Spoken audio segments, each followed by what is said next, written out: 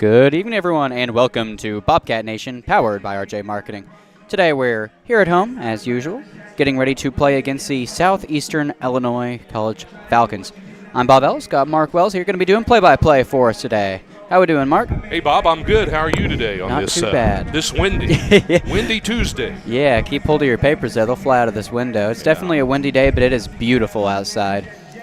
Took a break from the rain, hoping it'll stay away today. I think there's maybe like a pretty low chance later today, but we should be rain-free for the game.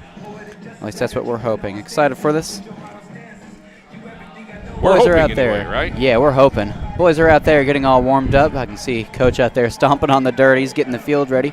Go ahead and take a short break, and we'll be started soon here with baseball. You are listening to Bobcat Nation, powered by RJ Marketing.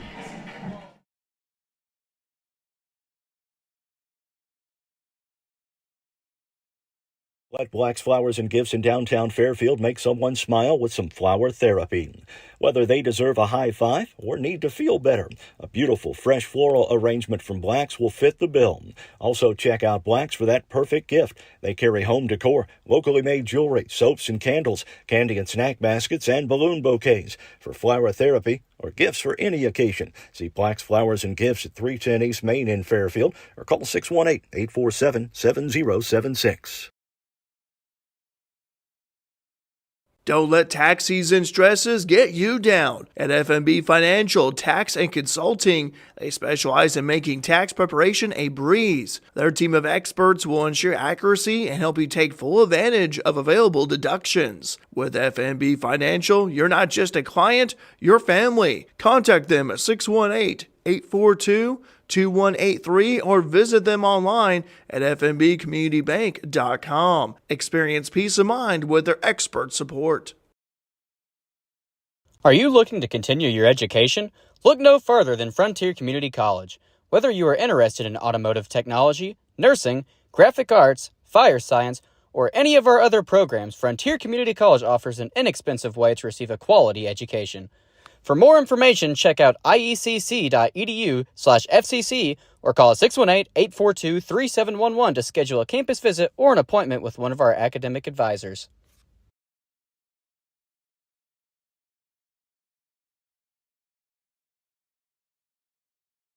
Ready to purchase the home of your dreams? People's National Bank is here to help you reach that dream. People's National Bank makes it easy to apply for a home loan online at peoplesnationalbank.com. With a wide variety of mortgage loan products, we have the right loan for you, whatever your needs are. Hi, this is Sarah Zonders, mortgage lender with People's National Bank in Fairfield.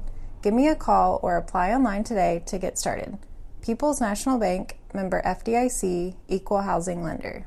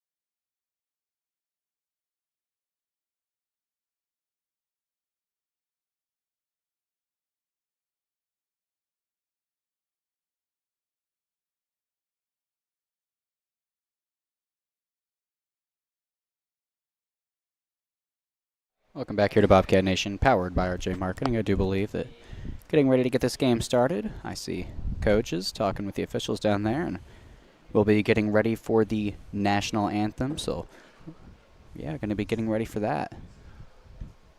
Excited for this game.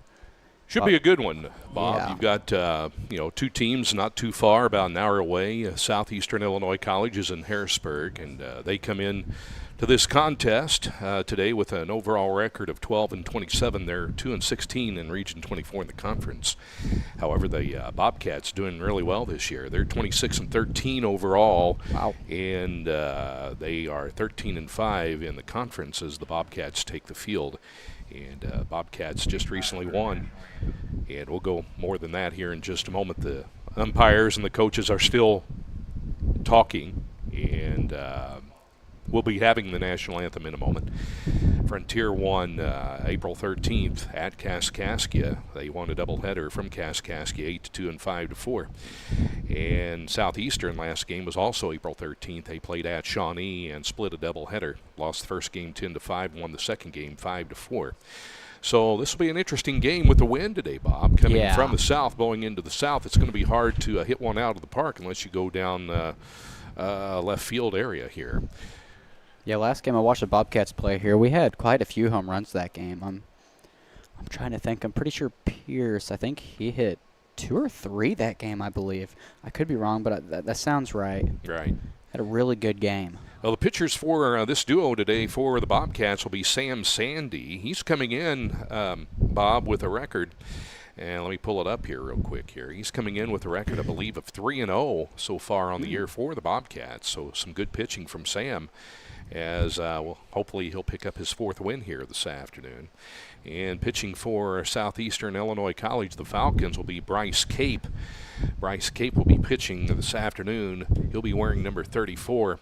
And he's from Evansville, Indiana. He went to Wrights High School. So we'll see an Indiana boy pitching against Sam Sandy. And Sam, he is, let's see, where is Sam from? Sam is from Athens, Alabama. So an Indiana boy pitching against an Alabama boy. So we'll see what kind of pitching duo we have here this afternoon as the umpires and Coach McHugh for the Bobcats and Jeremy Earlbeck, head coach of Southeastern Illinois, still talking over the ground rules with the home plate umpire and the base umpires. The base umpire this afternoon. This will be one single game. It'll be a 9-inning contest, and we're going to pause here whenever the coaches and they're shaking hands now with the umpires. We're going to pause here for a moment, and we'll have our national anthem. They are leaving the field. Both teams are Bobcats out in the field and Southeastern down the third base lineup. We're going to pause for our national anthem.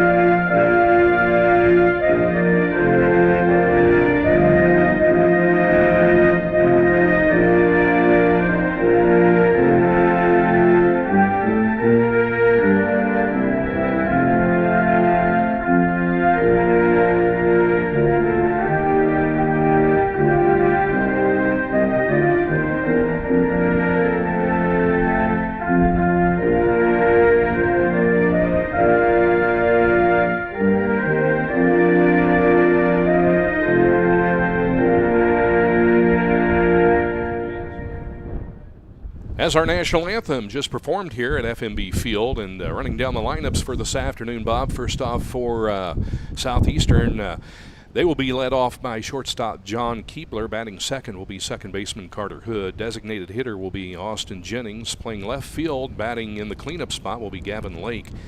Playing third and batting fifth will be Logan Crowley. Center fielder will be Parker Mathis, and he'll bat sixth. Wade Sabo, or Sabo, I'll say Sabo. Maybe someone will correct me, and if so, that is great. He'll play first base, bat seventh. Shortstop will be number 7, Jake Hamilton. Right fielder will be Josh Mays, and pitching for Southeastern will be Bryce Cape. For the Bobcats, defensively, Keegan Martin will be at second base. He'll lead off, batting second, and at first will be Cole Sims. Playing left field, batting the cleanup spot will be Steele Jackson. Batting fifth and in right field will be Colt Uphold. Batting sixth, the designated hitter this afternoon for the Bobcats will be Joaquin Gutierrez. Batting seventh, center fielder Bryce Humphrey. Batting eighth, the catcher Grant Noakes. Batting ninth, the shortstop will be Ben Russo, and pitching will be Sam Sandy, as Sandy is taking his warm-ups on the mound this afternoon for the Bobcats as we're getting ready to start, Bob. Yeah. Should be a good ball game with the wind this afternoon, as we mentioned. Yeah, I'm sure that wind probably feels pretty nice out there. It's a little bit hotter than it has been, and I don't know about you. I'm still trying to adjust to this heat after it being cooler here recently. I know. Now it's all of a sudden going to warm up, and guess what we're going to do here probably in another month or so. Boy, I wish it'd cool off some. Yeah, definitely. Well, I was already sitting there feeling that in my car, and I'm like, man, I can't be saying this. I've been waiting for this weather. I just wish I would have eased into it a little bit more. We went from like it being like 50s, like up to 85. It's like we could have had something in between there. That's right. That's right. It'll be getting back down to lower 60s here, I think, towards the end of the week. We're going to be getting some thunderstorms or rain on Thursday night, I believe. Yeah, I believe you're right. There's some rain moving in tonight, I believe. And Noakes throws down to the second baseman. We're all set to begin here. As leading off for Southeastern Illinois College will be number 26, the shortstop, John Keebler. Keebler comes into this game batting .362 on the year so far. As Sam Sandy, the pitcher for the Bobcats,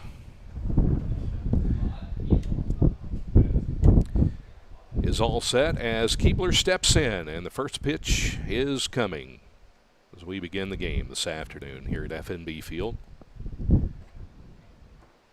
First pitch is a ball, a little outside from Sam Sandy. John Keebler, the batter for Southeastern Illinois College. Where's number 26? Sandy's next pitch on the way. Yeah, a little low ball, 2-0 the count as we're in the first inning. Just began the game just a moment ago. On deck will be Carter Hood for Southeastern Illinois College. Sandy's next pitch on the way to Keebler. And there's a strike. 2-1 the count.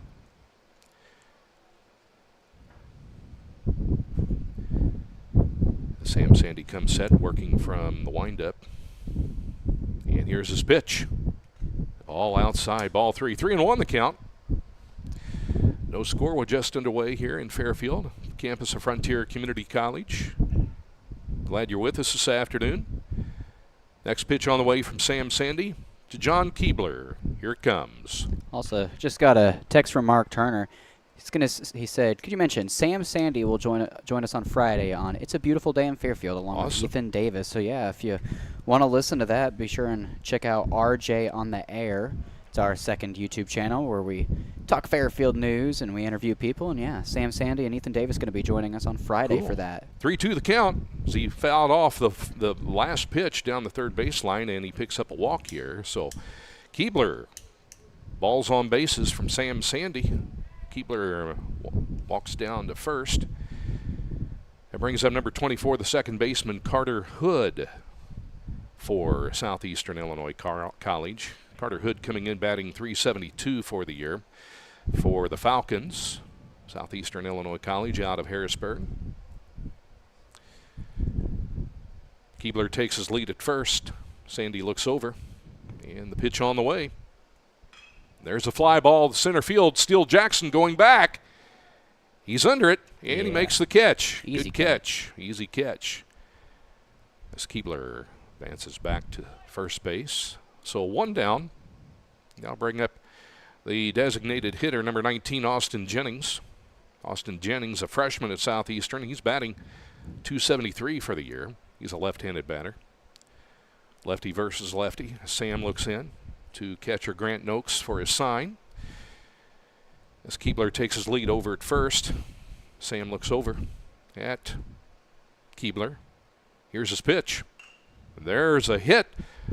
Second baseman off the second baseman off of Keegan's glove as Keebler rounds second and goes to third. That ball just took a bad hop. Yeah. Bob, it looked like on Keegan Martin. Looked like he had it, and that just bounced right out of his glove. Just bounced right out of his glove. So, first and third, nobody out. One out, correction. One out, first inning. That brings up number 18, left fielder, cleanup hitter, Gavin Lake. Gavin Lake coming into this game batting .295 for Southeastern College. So run at first is Jennings. Keebler at third. Sam Sandy looks in at the plate. Here's his pitch. And that's a ball. Logan Crowley, third baseman, on deck for Southeastern Illinois College. Sam comes set again, looks over at first, and here's his pitch on the way. And that's a strike. 1-1 the count. 1-1, one out. First inning, no score. Southeastern threatening, though, first and third with one out. Next pitch on the way from Sam, coming. Yeah, that's a ball. 2-1 the count now. Yeah, that was a bad hop on Keegan, and you're right, he lost the ball out of his mid. Would have been a great play at first, though. Next pitch on the way from Sam, on the way. There's a foul ball, out of play. Evens the count at 2-2. We're glad you're with us this afternoon. Yeah, be sure and leave us a comment if you're watching here. Let us know who you're cheering for, where you're watching from. I'll be checking out the live chat. Crowley wears number 5. He went to school at Pope County. He's from Golconda, Illinois. A lot of the players on Southeastern from Saline and Gallatin County area. There's a hit from Crowley over to second for 1, back to first for 2, double play. Wow. Great play by Keegan Martin, and also a great double play there. Yeah, that was something. I wasn't expecting them to pull that off, but they nailed it. No, they pulled that off. So no runs this inning, Bob. So ends up that run did not count. So we go to the bottom of the second inning. No scores. Frontier comes to bat. You're watching Bobcat Nation, powered by RJ Marketing. RJ on Main, Fairfield's newest event venue. Located at 200 East Main in downtown Fairfield. With tables and chairs for up to 60 people. Free Wi-Fi, an open floor plan, full kitchen, full bath, and lots of new updates, while keeping the building's historical charm. RJ on Main is the perfect place for your next event. Contact RJ on Main today by calling 618-315-3611 or book online at raylanjames.com/RJ on Main. It's a beautiful day in Fairfield, isn't it? Introducing a new weekly podcast on Friday mornings at 8:30 a.m. on YouTube. It's a beautiful day in Fairfield. Featuring local events and news, special guests, birthdays, anniversaries, trivia, and more. Follow us on Facebook and subscribe to our YouTube channel at RJ on the Air. Welcome back here to Bobcat Nation, powered by RJ Marketing. That was a good double play turn by Keegan Martin. That was. To second and then over to first for out. And runners in scoring position at first and third. And stranded the runner at third. That runner didn't score. So we're in the bottom of the first inning here. No score with Frontier coming to bat. Good double play turn by Keegan Martin.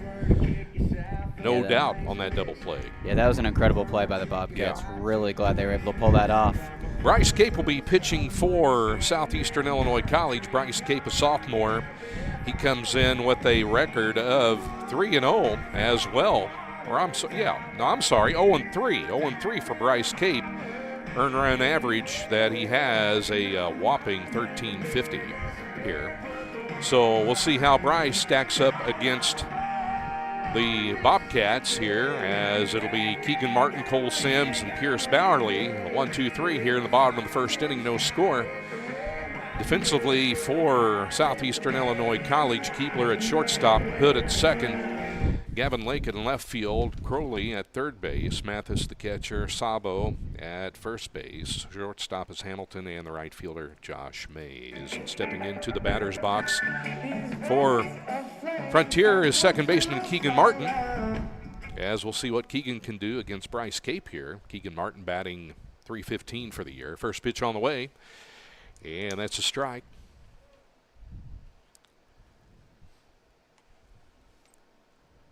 Bryce Cape.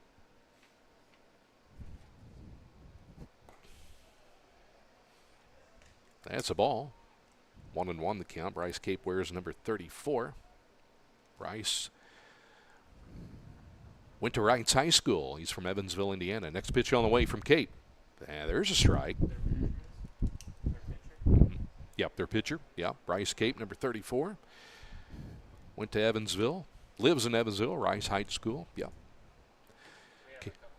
Like that, too. Cape, next pitch on the way, a little outside. 2-2 the count to Keegan Martin, leading off, second baseman for the Bobcats. Keegan wears number 15. Keegan is from Newmarket, Ontario. That's in Canada. I believe that was a ball, right? Yeah.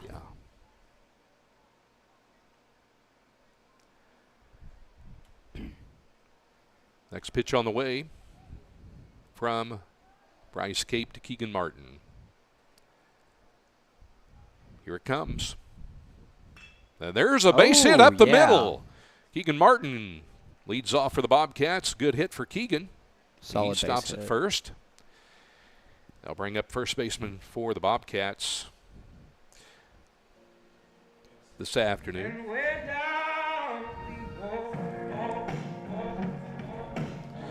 Number 10, Cole Sims.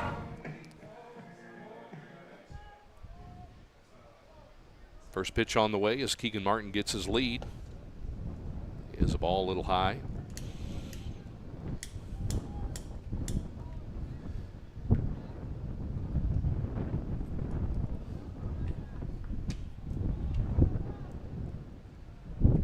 Martin takes the lead. Cole shows he wants to bunt. That's a strike. 1-1 the count. Cole Sims batting .366 on the year for the Bobcats. Wearing number 10, shows him number 30 on the roster here that we have. Well, that I have on the website here. Just so we're right. Yeah. Martin takes his lead from first.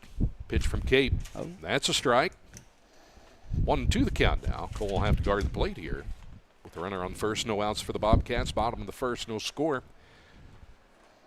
Bryce Cape, the pitcher for Southeastern. Gets a sign from his catcher, Parker Mathis. He looks in, looks over at first. Martin with the lead. Another sign of a bunt. Ooh, just a little outside. Full or bull, not a full count, but ball 2. 2-2 the count now.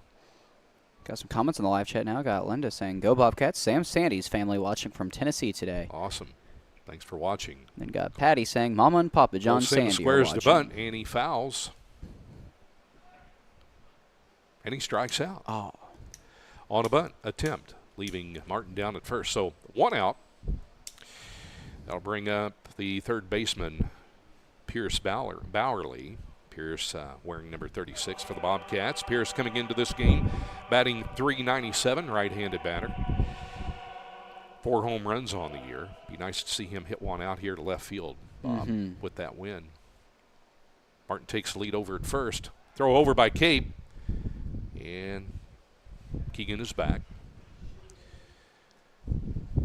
Bottom of the first inning, 1 out, no score here. Southeastern and Frontier on a beautiful Tuesday afternoon. A little windy. Next pitch on the way. Martin goes. Ball high. Throw down to second. The ball gets away from the second baseman, and Martin is safe. Good deal. So good jump by Keegan on that play. Good eye from Pierce Bowerly. So Bobcats have a runner in scoring position at second base. Nobody, or 1 out. 1 out. Keegan leads off for second now. Bryce Cape looks into his catcher.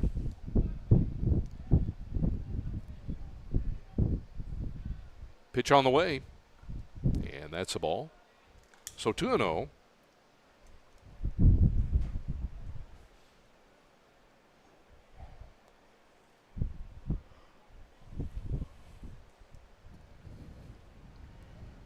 Next pitch coming. Cape looks back at Martin. 3-0 the count now. What will happen here now? Got Amy Wells in the chat saying, "Go Bobcats." Thank you for joining us.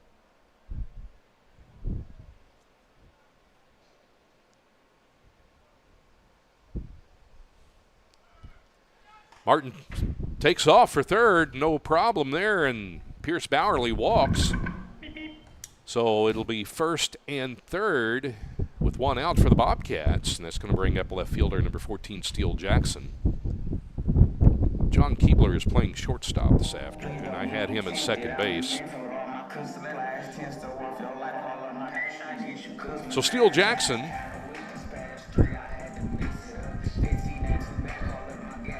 batting left-handed for Frontier, first and third with one out. Let's see what Steele can do here. Throw back over to first. Ball back, about got away.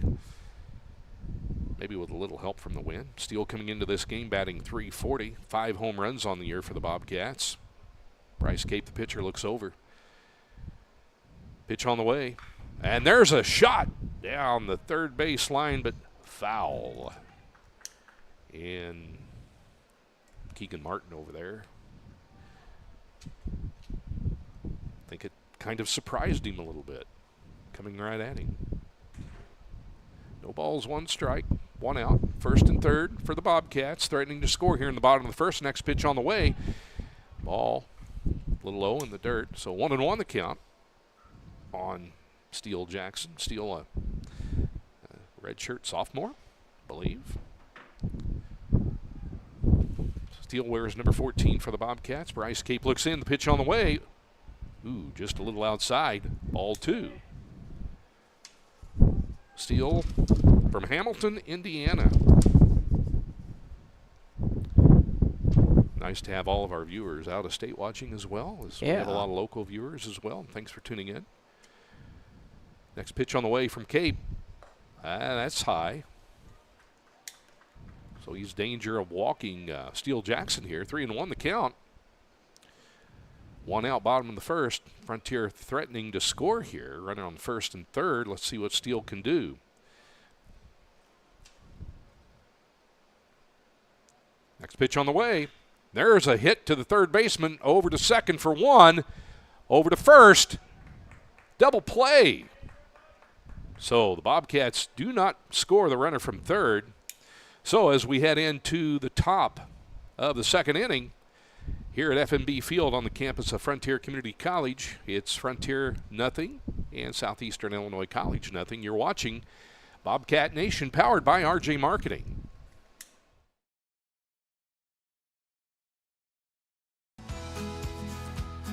When a Fairfield fire truck needs a repair, Cam's there to keep things rolling. And as part of the volunteer fire department, Justin's looking out for Cam and all of Fairfield. Everyone supports each other. And Wayne White Electric Cooperative supports them all with safe, reliable power for every one of our members. It's why REMCs exist. And together, it all works. Let Black's Flowers and Gifts in downtown Fairfield make someone smile with some flower therapy. Whether they deserve a high five or need to feel better, a beautiful fresh floral arrangement from Black's will fit the bill. Also check out Black's for that perfect gift. They carry home decor, locally made jewelry, soaps and candles, candy and snack baskets, and balloon bouquets. For flower therapy or gifts for any occasion, see Black's Flowers and Gifts at 310 East Main in Fairfield or call 618-847-7076. Welcome back here to Bobcat Nation, powered by RJ Marketing. Current score still, no one has scored yet, actually. No, top of the 0-0. second inning, yeah. Top of the second inning, both teams had a chance to score, but the double play got them out of the inning. And so Southeastern Illinois College coming up to bat here in the top of the second inning. Their 5, 6, and 7 hitter, it'll be Logan Crowley, Parker Mathis, and Wade Sabo. 5, 6, and 7 hitters here leading off for Southeastern Illinois College. Logan Crowley coming into this game for Southeastern, as he also is batting .242 on the year. He steps into the batter's box as Sandy steps onto the mound, and we're ready for the top of the second inning. Sam looks in to his catcher, Grant Noakes, for a sign, and he comes set, and the pitch on the way to Crowley. And that's a ball. 1-0 the count.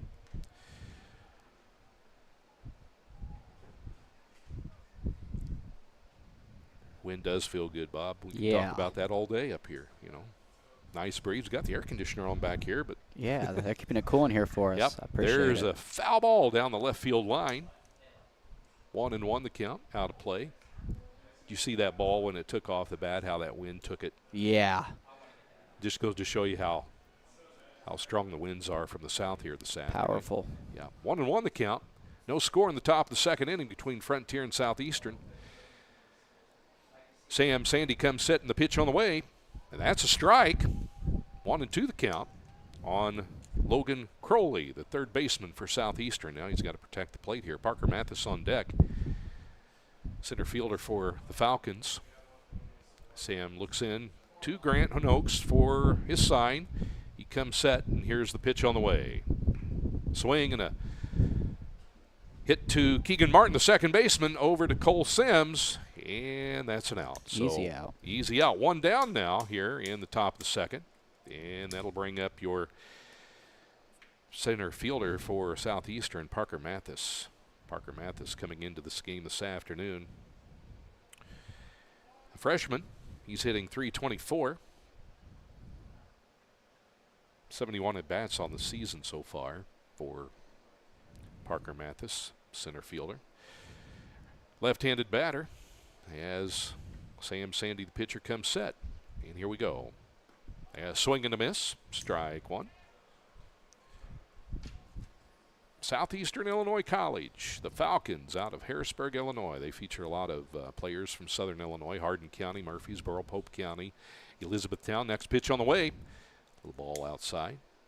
Carrier Mills, Hardin County, Galatia, Gallatin County. A lot of Southern Illinois boys in Gallatin, Pope, Saline County. A lot of players from Paducah. Well, a few players from Paducah, Kentucky, Elizabethtown, hometown for some of these boys. Good fish down there. Pitch on the way. And there's a shot to the left fielder. Yeah. Good catch. Left fielder, Steele Jackson. One out. So Mathis lines out. So we have one down. That will bring up number 16, Wade Sabo, the first baseman for Frontier, or for Southeastern.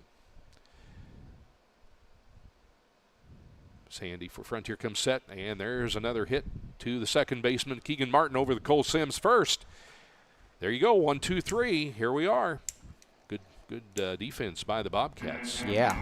So here we go, the bottom of the second inning from F&B Field on the campus of Frontier Community College in Fairfield. No score. You're watching Bobcat Nation, powered by RJ Marketing. Don't let tax season stresses get you down. At FMB Financial Tax and Consulting, they specialize in making tax preparation a breeze. Their team of experts will ensure accuracy and help you take full advantage of available deductions. With FMB Financial, you're not just a client, you're family. Contact them at 618-842-2183 or visit them online at fmbcommunitybank.com. Experience peace of mind with their expert support. Are you looking to continue your education? Look no further than Frontier Community College. Whether you are interested in automotive technology, nursing, graphic arts, fire science, or any of our other programs, Frontier Community College offers an inexpensive way to receive a quality education. For more information, check out iecc.edu/FCC or call 618-842-3711 to schedule a campus visit or an appointment with one of our academic advisors.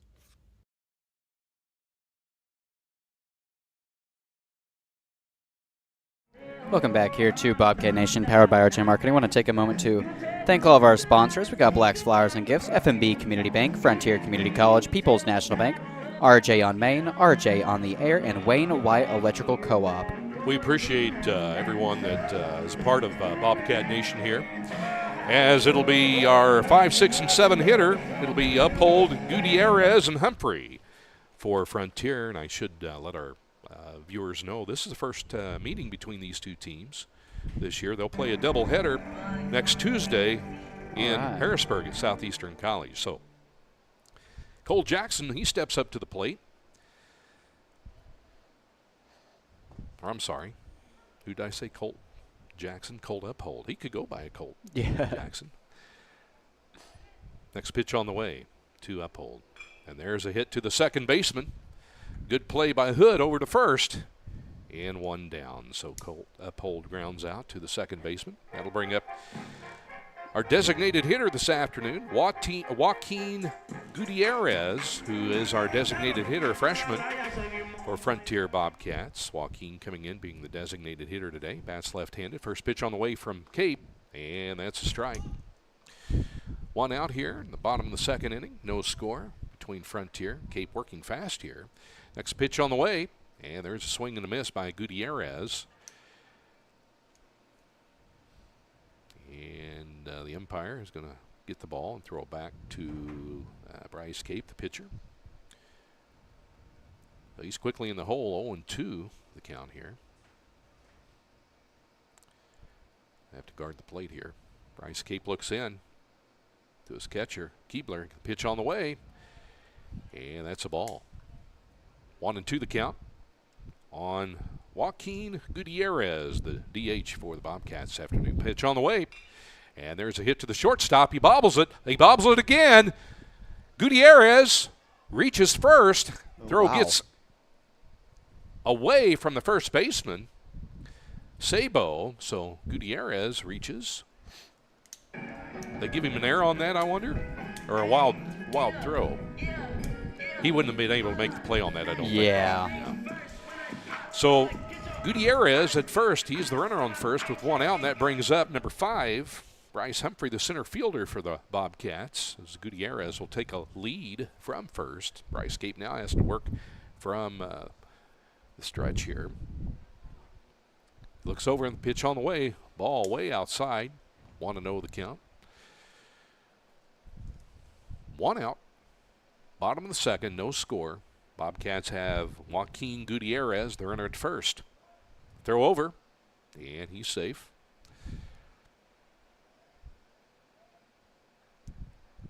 He's watching Gutierrez closely over at first. Joaquin gets not too much of a lead, but a good lead. There's a strike. 1-1 the count. On center fielder Bryce Humphrey, batting .125 on the year. Bryce is sophomore, Frontier. Next pitch on the way. Have all up high, outside. 2-1 the count. Bryce Humphrey, wearing number 5. He's from Wadesville, Indiana. Went to Mater Dei High School, not too far away, Wadesville. Next pitch on the way from Bryce Cape. Yeah, ball in the dirt inside. 3-1 the count. Good stop by the catcher, Keebler. He said 2? Oh, okay. Maybe. Yeah, sure. We'll see what happened here. I'm keeping count as well.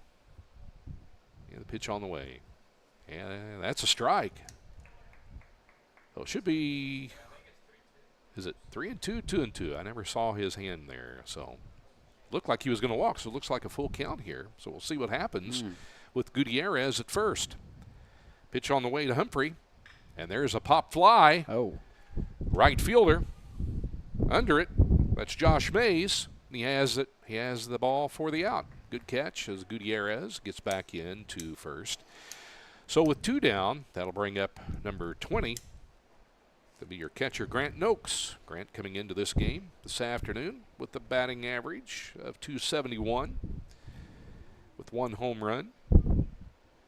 Grant, a right-handed batter. Gutierrez still over at first. Cape looks over, throws over, and Joaquin gets back safely.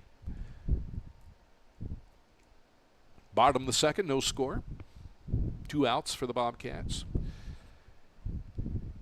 Joaquin takes his lead over at first. Cape throws over again, and Joaquin gets back. He's afraid he's going to take off on him, Bob. Yeah.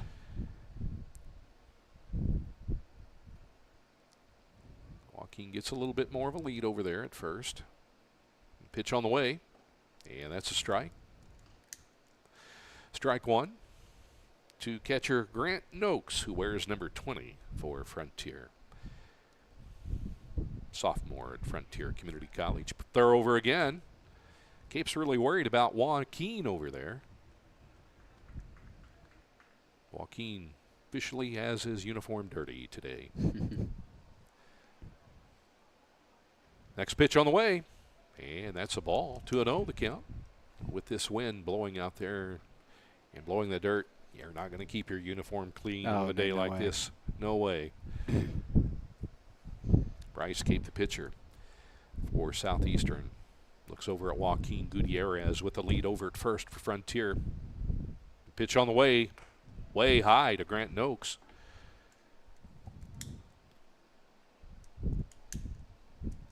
Three balls, one strike to Grant.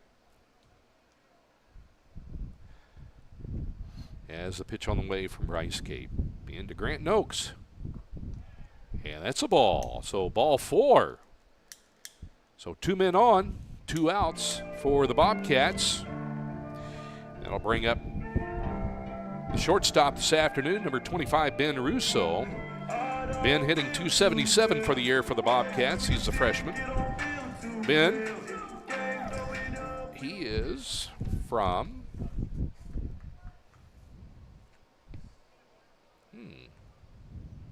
Quebec, Lorraine, Quebec. Pitch on the way. There's a fly ball to the right fielder.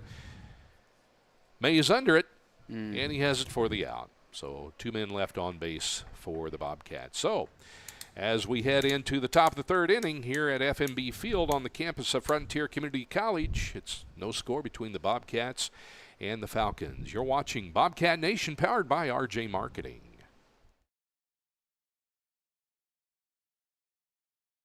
Are you looking to continue your education? Look no further than Frontier Community College. Whether you are interested in automotive technology, nursing, graphic arts, fire science, or any of our other programs, Frontier Community College offers an inexpensive way to receive a quality education. For more information, check out iecc.edu/FCC or call 618-842-3711 to schedule a campus visit or an appointment with one of our academic advisors.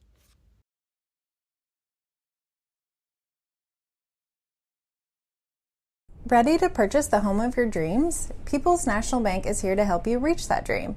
People's National Bank makes it easy to apply for a home loan online at peoplesnationalbank.com.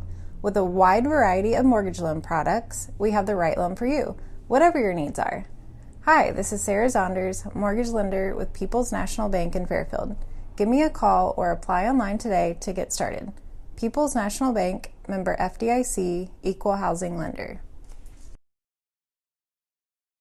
RJ on Main, Fairfield's newest event venue. Located at 200 East Main in downtown Fairfield. With tables and chairs for up to 60 people, free Wi-Fi, an open floor plan, full kitchen, full bath, and lots of new updates, while keeping the building's historical charm. RJ on Main is the perfect place for your next event. Contact RJ on Main today by calling 618-315-3611 or book online at raylanjames.com/RJ on Main. Welcome back here to Bobcat Nation, powered by RJ Marketing. No score here in the top of the third, Bob, as it will be the 8-9 and then back to the top of the order as number 7 shortstop Jake Hamilton will step in to the plate. Jake, a freshman at Southeastern Illinois College, went to Legacy Christian Academy. He's from Frisco, Texas. What part of Texas is that in, I wonder? Sam Sandy back to the mound as he'll pitch to Jake Hamilton, the shortstop, here in the top of the third inning. Pitch on the way from Sam. Good pitch. Strike one on the way. It'll be Hamilton, Mays, then the top of the order, John Keebler. Josh Mays is on deck. He's from Apollo. He went to Apollo High School in Owensboro, Kentucky. Our scoreboard keeper and him are good friends. Went to the same school, right? Yeah. All right. Okay, you went to okay. your rival. So you played against him then. All right. 2-0 the count. From Sam to Jake Hamilton. Pitch on the way. And that's a ball. Oh, I'm sorry. It's 2-1. 2-1 the count now. Sam looks in, gets his sign from Grant Noakes. Pitch on the way. And there's a shot to the shortstop. Tough play. Yeah. It's a shortstop. Ben just couldn't make the play. He stopped the ball. Just took a bad hop, came up on him. But Hamilton reaches on that infield hit. Good try by Ben Rousseau, the shortstop for the Bobcats, but just couldn't make the throw over. So Southeastern has a runner on first, and Jake Hamilton, that'll bring up the right fielder, Josh Mays, stepping into the plate with a runner on first. Nobody out. Good lead over there from Hamilton as Sam's looking over at him. And he throws over, and Hamilton back. If you're just tuning in, no score here. Top of the third inning between Frontier and Southeastern Illinois College from Harrisburg. Pitcher Sam Sandy comes set and looks over at Hamilton. Pitch is on the way. He shows a bunt. Mays squares to bunt. And that's a ball. That's all he did in high school. From the scorekeeper here. Said that's all his friend did was bunt in high school. So we'll see if Josh squares to bunt again, if Mays squares to bunt. Pitch on the way from Sandy as he looks over to first. Here he is. He does square to bunt, and there is a bunt. And the ball is still fair. Good throw from Noakes over to first. Good coverage. Yeah, fast. Mays was fast. He almost beat the throw from Keegan Martin, but one out here. So the runner advances to second. That's Hamilton that brings up the top of the order. Catcher John Keebler. That was a good bunt by Mays, and he has good wheels on him too. So one out, runner at second. That brings up catcher John Keebler for Southeastern. Now Sandy has to worry about that runner at second base. Keebler. He looks into Keebler. Sam looks back at second again. Mays Hamilton with a good lead, and that's a strike. Strike one. On deck is Hood. Jake Hamilton with the lead down at second. He's got a pretty decent lead back there. Keegan Martin moves over to the base. Sam looks back at the runner. Pitch on the way, ball outside. 1-1 the count. One out.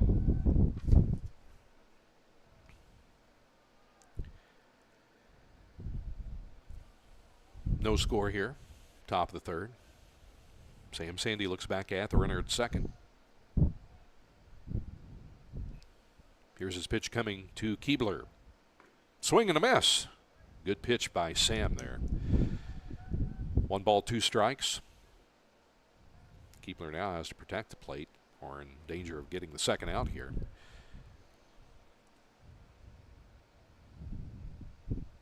Keegan Martin crowds over to second a little, moves over to second a little bit. Hamilton with a good lead over there at second. Here's the pitch from Sam. Swing and a foul ball out of play down the first base line off the foul pole down there. Not off the foul pole, but off the pole that holds the screen, the green pole. We'll call it. Heard that ding. Loud. Yeah. So 1-2 the count now on Keebler. With Hamilton, the runner, down at second. He has a lead. Sam wants a strikeout right here. He looks into Grant Noakes for his sign. Looks back at the runner at second. Comes set. Here comes the pitch. Ooh. That just missed. Looked good from here. 2-2 the count.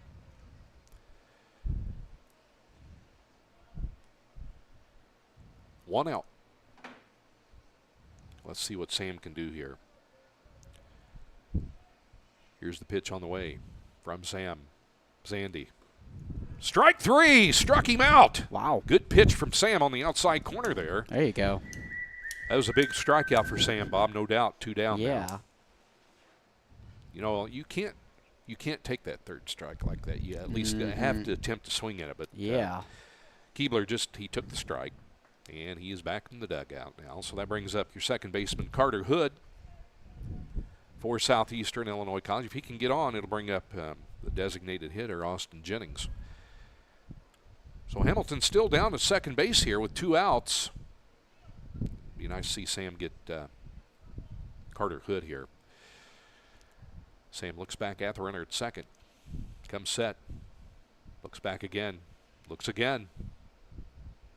Looks back again. Here he comes. Pitch on the way. Foul. Down off the first base side. Strike 1.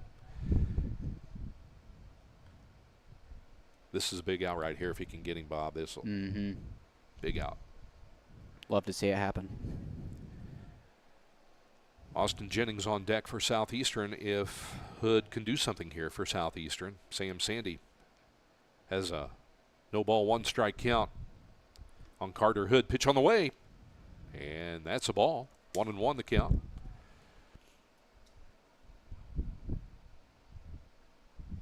Top of the 3rd inning, still no score here. 9-inning contest, only 1 game today. These 2 teams will play again a doubleheader next Tuesday in Harrisburg at Southeastern. Sam Sandy, pitch on the way to Carter Hood as he looks back at second. Here comes. Foul ball. There we go. 1 ball, 2 strikes. Now he has Carter Hood right where he wants him, like he had Keebler just a moment ago. So let's see if Sam can do that again, pull this off, keep that runner stranded at second for Southeastern. Come on, Sam, let's strike this guy out here. Let's get Carter Hood. Pitch on the way from Sam Sandy to Carter Hood.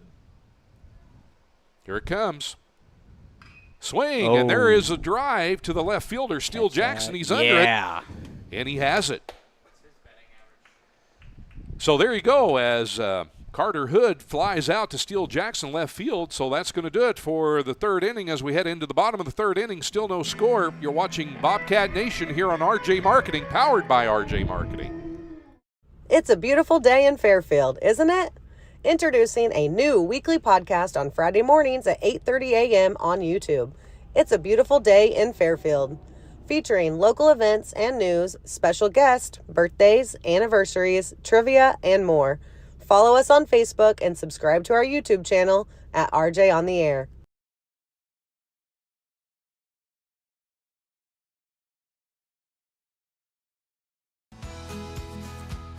When a Fairfield fire truck needs a repair, Cam's there to keep things rolling. And as part of the volunteer fire department, Justin's looking out for Cam and all of Fairfield. Everyone supports each other. And Wayne White Electric Cooperative supports them all with safe, reliable power for every one of our members. It's why REMCs exist. And together, it all works.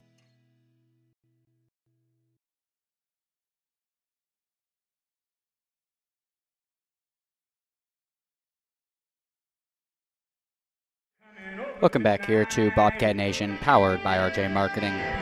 Bottom of the 3rd inning, Bob. No score here, but both teams have left runners in scoring position and just been fortunate they could not get the run across the plate. Yeah. And some good defensive plays by both teams here, especially Frontier as we head to the bottom of the 3rd. And it'll be our 4, 5, and 6 cleanup hitter. Steele Jackson will lead off here. I'm sorry, that's Keegan Martin. The top of the order, 1, 2, and 3. That's Keegan. Keegan Martin, second baseman. He's leading off here for Frontier as Cape throws his first pitch, and that's a ball. Keegan Martin, the batter for Frontier. Cole Sims on deck, 1, 2, and 3 hitters for the Bobcats. Bowerly will follow Sims. Next pitch on the way, and that's ball outside. 2-0 the count on Keegan Martin, the second baseman. Made some good defensive plays earlier. Next pitch on the way from Cape. And that's a strike on the inside corner. 1 ball, 2 strikes. Keegan steps out, says something to the plate umpire, and steps back in. Next pitch on the way from Cape. That's a ball low. 3-1 the count. Ball gets away from the catcher. New baseball.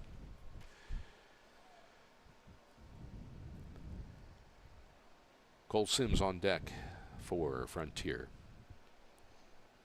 Next pitch on the way. Here we are. And that's ball 4. Quick so a walk. walk to Keegan Martin. Way to start off the bottom of the third. Bob? Yeah, definitely. So that brings up. Bobcats still need to get a run here. Yeah, that brings up Cole Sims now. Keegan Martin at first. With nobody out here in the bottom of the third inning, this is a good inning for the Bobcats to get a run here. Yeah. As Bryce Cape will work from the stretch. And looks over at first. Pitch on the way. And that's a ball. 1 ball, no strike on Cole Sims. Keegan Martin with the lead over at first. Cape looks over, and he throws the pitch in to the plate. Foul ball. Back here to the screen. 1-1 the count. Cole Sims. Cole, number 10. Where's number 10? From Danville, Kentucky. Went to Boyle County High School in Danville. Next pitch from Cape. That's a strike. 1-2 the count now on Cole Sims. Cole will have to protect the plate here. Would like to advance the runner. Martin from first as Keegan gets his lead over at first. Cape looks over. The pitch on the way. And, ooh, that's a ball. Outside 2-2 the count. Thought for a moment the umpire was going to call that a strike. So we're 2-2. And Cape looks into his catcher, Keebler. Looks over at first to the runner, Martin. And he throws over. Quick throw over. Keegan is back. A quick throw from Bryce Cape.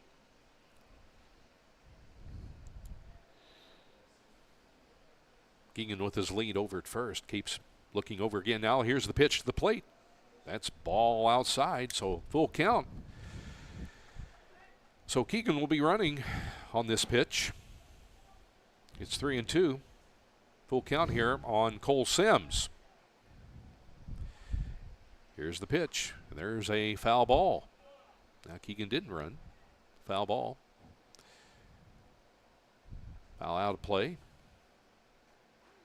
3-2 the count. Keegan gets his lead over at first. Thought maybe he might have ran then, but Yeah. we'll see if he does now. Cape, the pitcher, looks over at Keegan. Nope, he stays. And there's a drive. Oh. Cole Sims with the drive. Back goes the right fielder. Keep going back. It's over his dropped head. it. Right fielder, Mays, could not catch it. Both runners advance.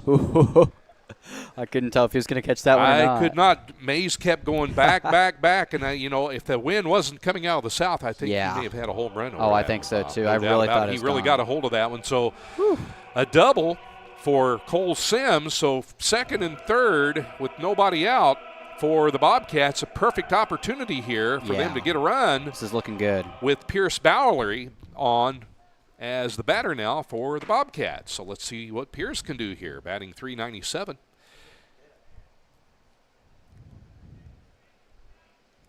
So, see what Pierce can do here. Get a run for the Bobcats here in the bottom of the third. First pitch on the way, and that's a ball. Keegan Martin, your runner at third. Cole Sims on that long double down to second. 1 ball, no strikes on Pierce Bowerly. Steele Jackson on deck.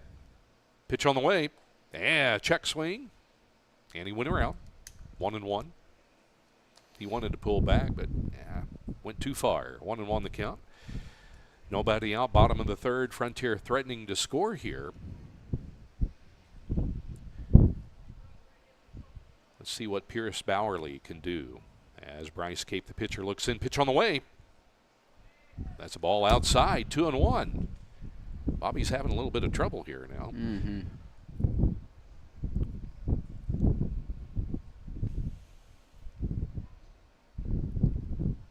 Let's get a base hit, Pierce, and drive a run in, maybe 2. Here we go. Cape on the way. His pitch. Swing and a foul back here. So 2-2 the count on Pierce Bowerly. Bottom of the third, no score. 2-2 the count on Pierce Bowerly with Frontier threatening here in the bottom of the third inning. The umpire with a fresh set of baseballs from one of the coaches for Southeastern Illinois College. Bryce Cape working from the stretch, comes set, gets a sign from his catcher, Keebler. Comes in to Pierce Bowerly, swing and a miss. Pierce strikes out. So 1 out, runner still at second and third, and that'll bring up Steele Jackson, your left fielder. Steele Jackson coming into this game batting .340. And I mentioned earlier, 5 home runs, 21 RBIs. And let's see if he can get a hit here. He's had 35 hits on the year so far. So, Oh, wow. as Cape looks in to his catcher, pitch on the way to Steele, swing and a miss. Strike one. So 1 out, still runner at second and third in Martin and Cole Sims. Cole on that long shot over the right fielder's head a while ago on a double. Thought maybe it was going to go. We did. Yeah. That's pitch on the way coming from Bryce Cape. Swing and a miss. Good cut by Steele Jackson. He had a home run swing on that one. Yeah. Steele in the hole. 0-2 the count. He's got to protect the plate here with 2 runners on, second and third. He'd like to drive both of them in. Next one to Steele. Ball way outside. Good eye on Steele. Good eye by Steele there. 1-2 the count. 1 ball, 2 strikes.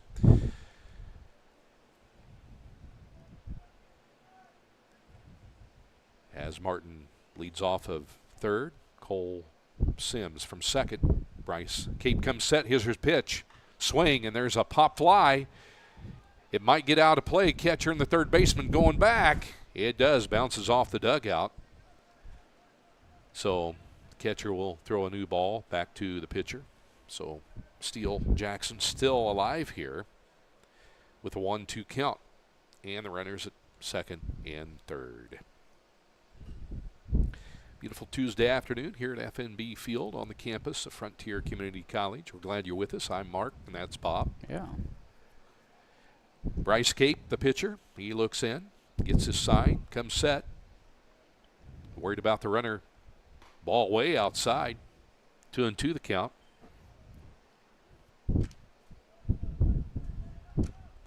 Steele would like to have a base hit here. Drive in a run. Long drive could get Cole in here.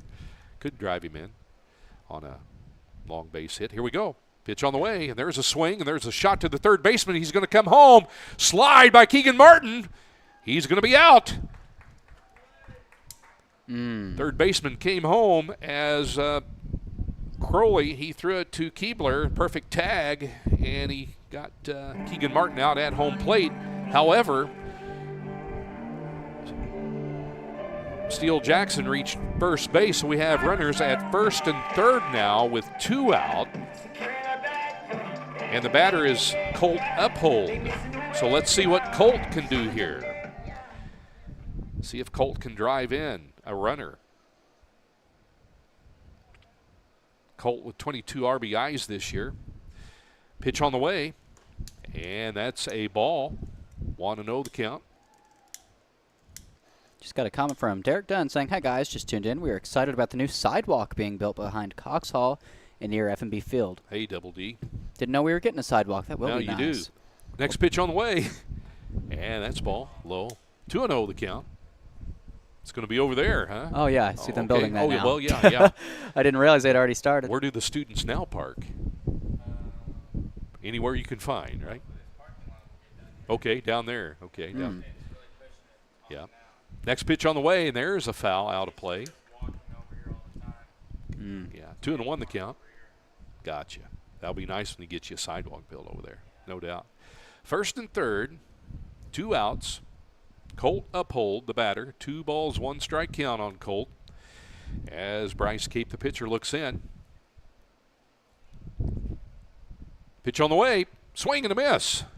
Good cut by Colt. No doubt. He was going for a home run on that one. So 2-2 the count. Colt's got to guard the plate here. First and third, 2 out. Let's see if he can drive in a run here. Swing and a miss. He struck out.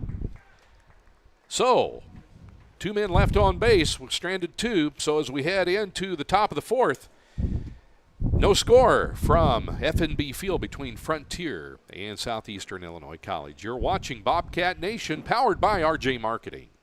Let Black's Flowers and Gifts in downtown Fairfield make someone smile with some flower therapy. Whether they deserve a high five or need to feel better, a beautiful fresh floral arrangement from Black's will fit the bill.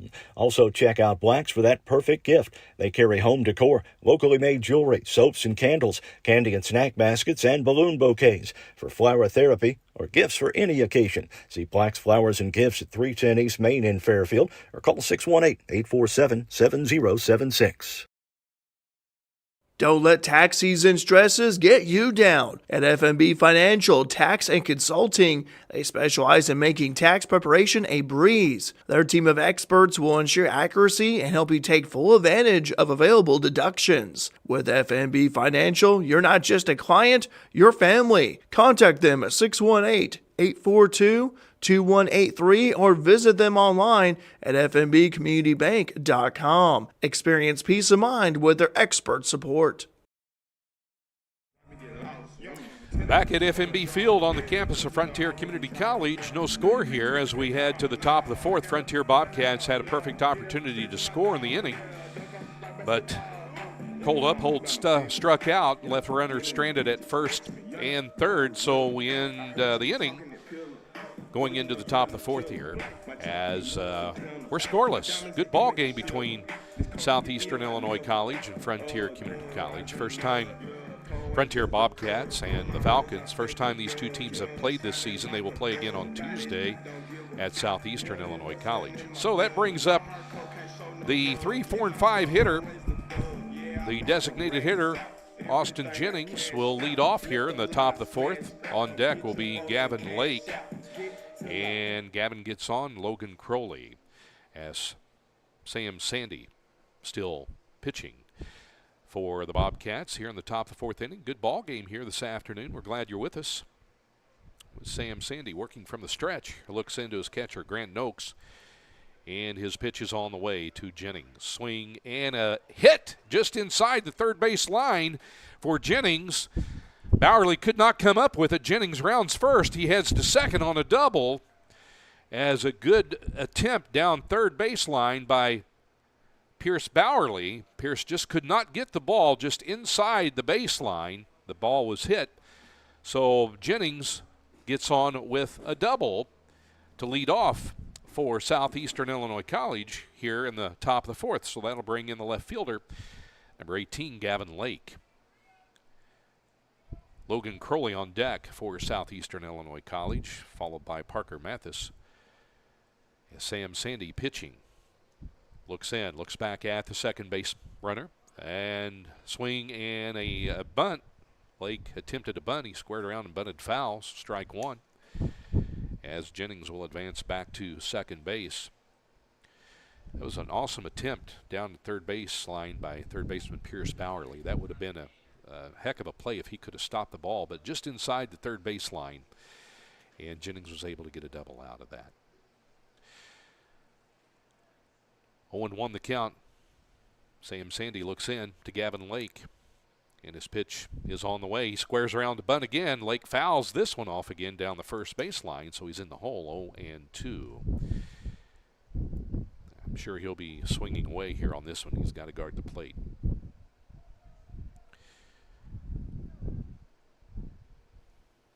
Jennings down at second. Looks as his third base coach. Signs are exchanged. Nobody out. Top of the 4th inning. No score. Southeastern with a runner at second. Sam Sandy, the pitcher, 0-2 count on Lake. Pitch is on the way, and there's a hit. Base hit between the second and the first baseman as Jennings rounds third, and he's held up by the third base coach. So an infield or a base hit there by Gavin Lake. So that brings this scenario here. First and third, nobody out, with Logan Crowley, third baseman, up to bat now for Southeastern Illinois College. Parker Mathis, he's on deck. So as Crowley steps in, runner at First and third for Southeastern Illinois College. They're threatening here on the top of the fourth with nobody out.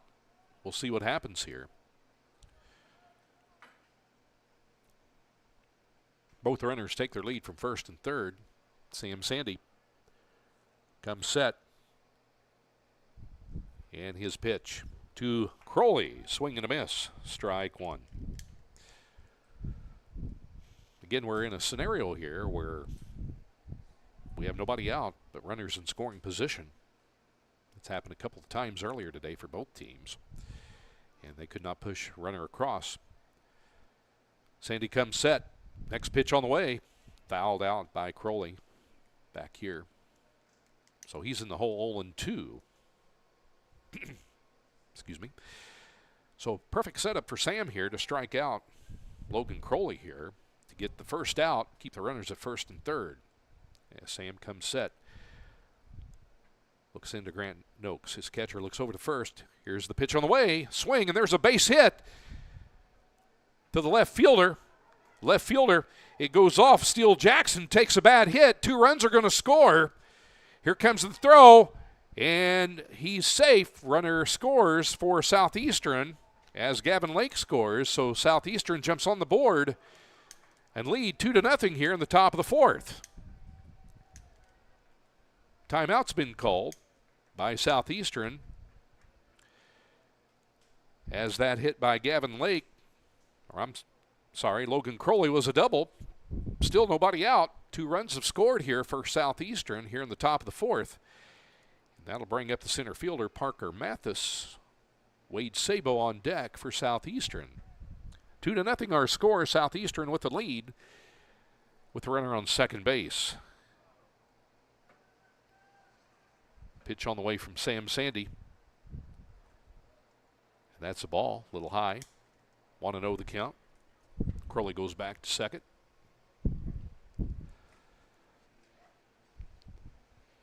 RBI double for Crowley. 2 runs scored. Next pitch on the way. Runner back. The throw attempt. He is out. Good pickoff move by Sam Sandy to the shortstop. Ben Russo. Good setup, and that is a big out right there for Southeastern. And a big error out for Frontier. So that runner races that runner off second base. So nobody on base now. Good pickoff move by Sam Sandy, no doubt. Here's the pitch on the way. And that's a ball. 2 balls, no strike on Wade Sabo. So that's a big out for Frontier. That pickoff at second base. Good pickoff move. Pitch on the way, swing and a miss.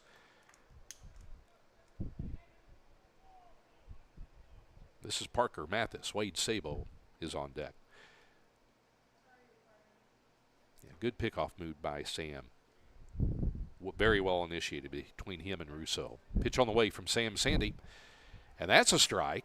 So 2-2 the count on center fielder Parker Mathis. That was a big out for Frontier to keep another run from scoring.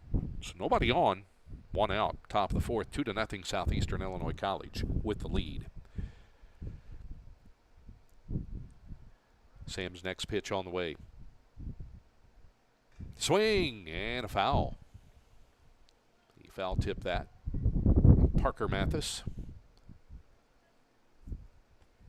Parker Mathis from Madisonville, Kentucky, went to Madisonville North Hopkins High School. Parker's a freshman at Southeastern.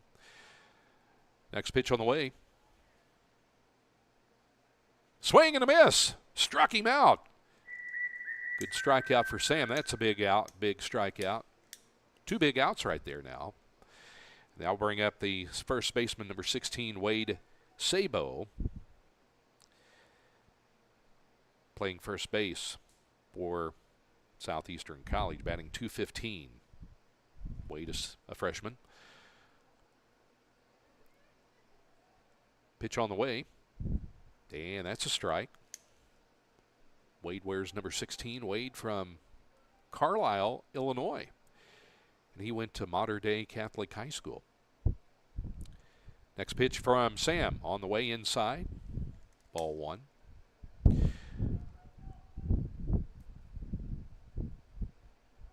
Southeastern Illinois College in Harrisburg. They bring in players from Kentucky, Southern Illinois, Southern Indiana. Next pitch on the way. Swing and a miss. Good pitch by Sam. So Sabo in the hole 1-2 with 2 out. Next pitch. Swing, and there's a ground ball to the shortstop. It's bobbled. Throws over to first. Good play by Russo. He bobbled the ball. He picked it up, threw it over to first baseman Cole Sims for the 3rd out. So as we head into the bottom of the 4th inning here at FNB Field on the campus of Frontier Community College in Fairfield, it's Southeastern. They plated 2 runs in that inning. Southeastern Illinois leads Frontier by the score of 2-0. We appreciate you watching Bobcat Nation, powered by RJ Marketing, and our sponsors making this broadcast possible this afternoon. Black's Flowers and Gifts, Fairfield FNB Community Bank, Frontier Community College, People's National Bank, RJ on Main, RJ on the Air, and Wayne White Electrical Cooperative, our sponsors. Bringing you this baseball game this afternoon on Bobcat Nation. I'm Mark Wells. Bob Ellis is with us this afternoon. Bob's running the computer. It's great to have you along this afternoon on a beautiful Tuesday. Frontier and Southeastern Illinois, a battle 2-0 here. Bottom of the 4th. Southeastern Illinois College with the lead. As Bryce Cape, the pitcher, back on the mound for Southeastern Illinois College. Southeastern, they come into this game with a record, I'll pull it up here, of 12-27. Frontier comes into this game this afternoon with a record of 26-13 for Frontier. So Coach Matt McHugh has the Frontier Bobcats playing very well this year, and has to be happy with how his team has been performing. And that'll bring up Joaquin Gutierrez. He's our designated hitter today. It's a 6, 7, and 8 in the order, as Joaquin will see what he can do. And the pitch on the way from Bryce Cape. Ball outside.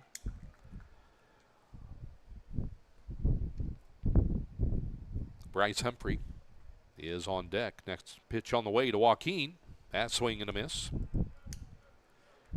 So Joaquin 1-1 the count.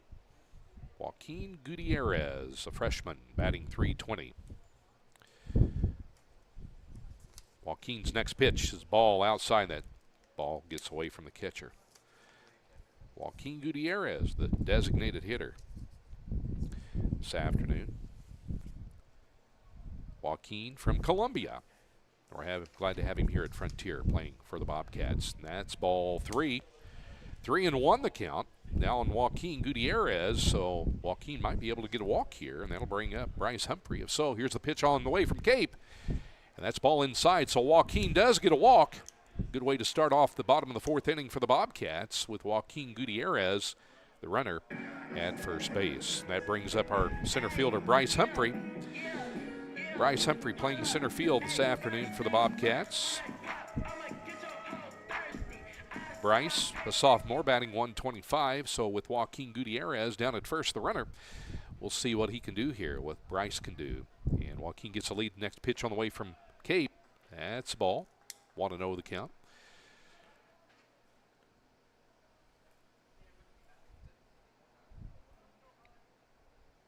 See what Bryce can do. And Grant Noakes, the catcher, he's on deck. Next pitch. And that's ball 2.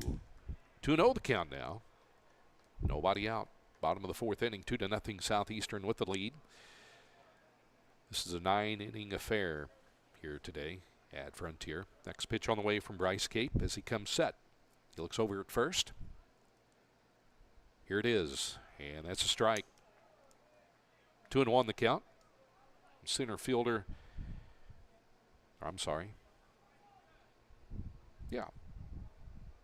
center fielder Bryce Humphrey. Cape's pitch. That's ball outside.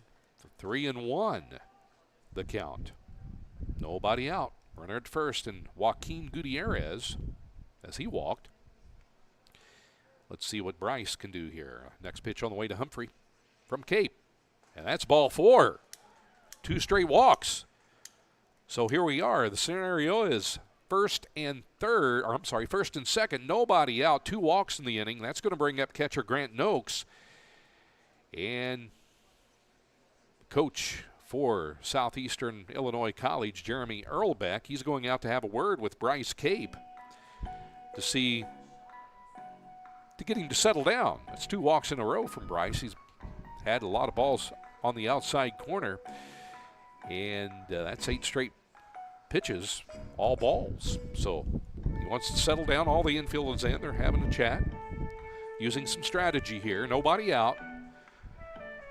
Runners at first and second for the Bobcats. Joaquin Gutierrez down at second.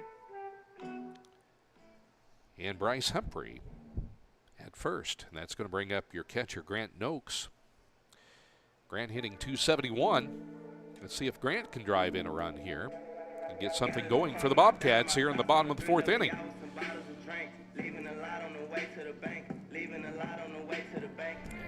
Here we go as Grant steps into the batter's box. And Bryce Cape looks in, gets his sign, looks at the runners. Here's his pitch, and that's a strike. Southeastern thought he might bunt the ball as shortstop was going to cover third and third baseman was advancing into home. We'll see if Grant does swing away or if he does bunt here. See how Southeastern plays it.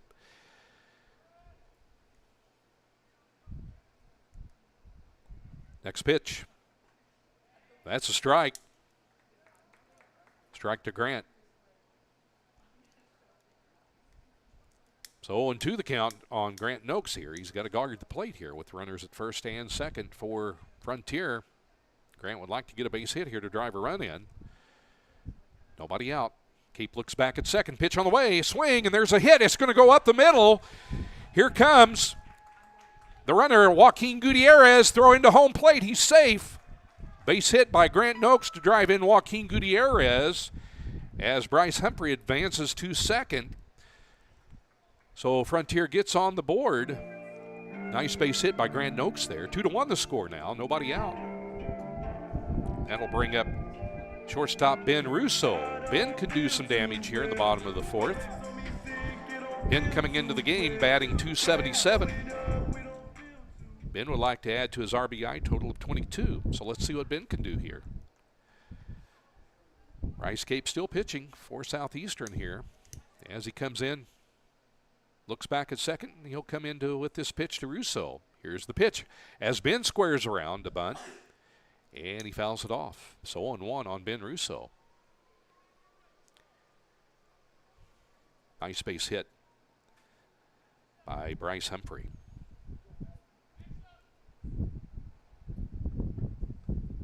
And Grant Noakes. Actually, Grant. Nice base hit. Ben Russo waiting for the pitch from Cape. Here it is. He squares it to bunt, and a good bunt back to the first baseman. Runners will advance, throw over to first. However, he advances the runner. Runners from down to second, down to third. So your runners, Humphrey down to third base. Grant Noakes is at second base now. With 1 out, runners in scoring position. That'll bring up top of the order, number 15, Keegan Martin. So let's see what Keegan can do here. See if Keegan can drive in both of these runs with 1 out. Second and third.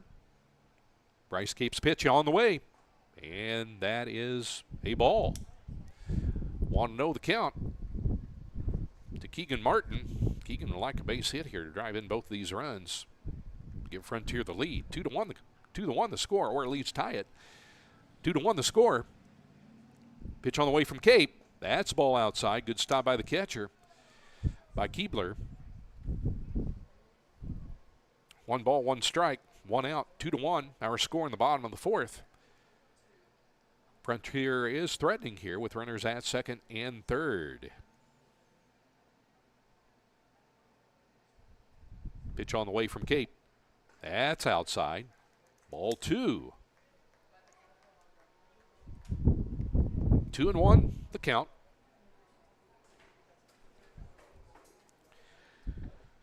Again, Keegan like a base hit here. Get both these runs in. Bryce Cape looks in. He gets a sign. And here's the pitch on the way to Keegan. And that's a strike. Count now even at 2-2. So Keegan has to protect the plate here. Swinging anything close to the plate, Keegan. Pitch on the way from Cape. And that's, wow, that was ball 4. Okay, I missed that. So that was ball 4. That's what he was questioning the umpire about just a moment ago. Apparently he didn't give up the sign when it was a ball or a strike earlier.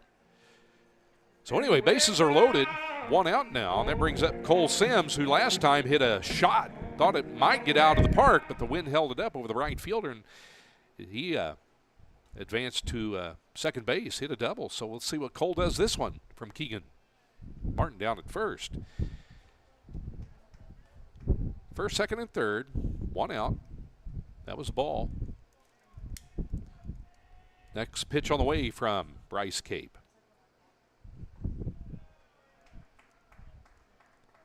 Or 1-1 the count now. 1-1. Bases are loaded. Big inning here for Frontier. Pitch on the way. That's ball outside. Ball 2. 2-1 now the count on Cole Sims, first baseman for the Bobcats. .366 his batting average.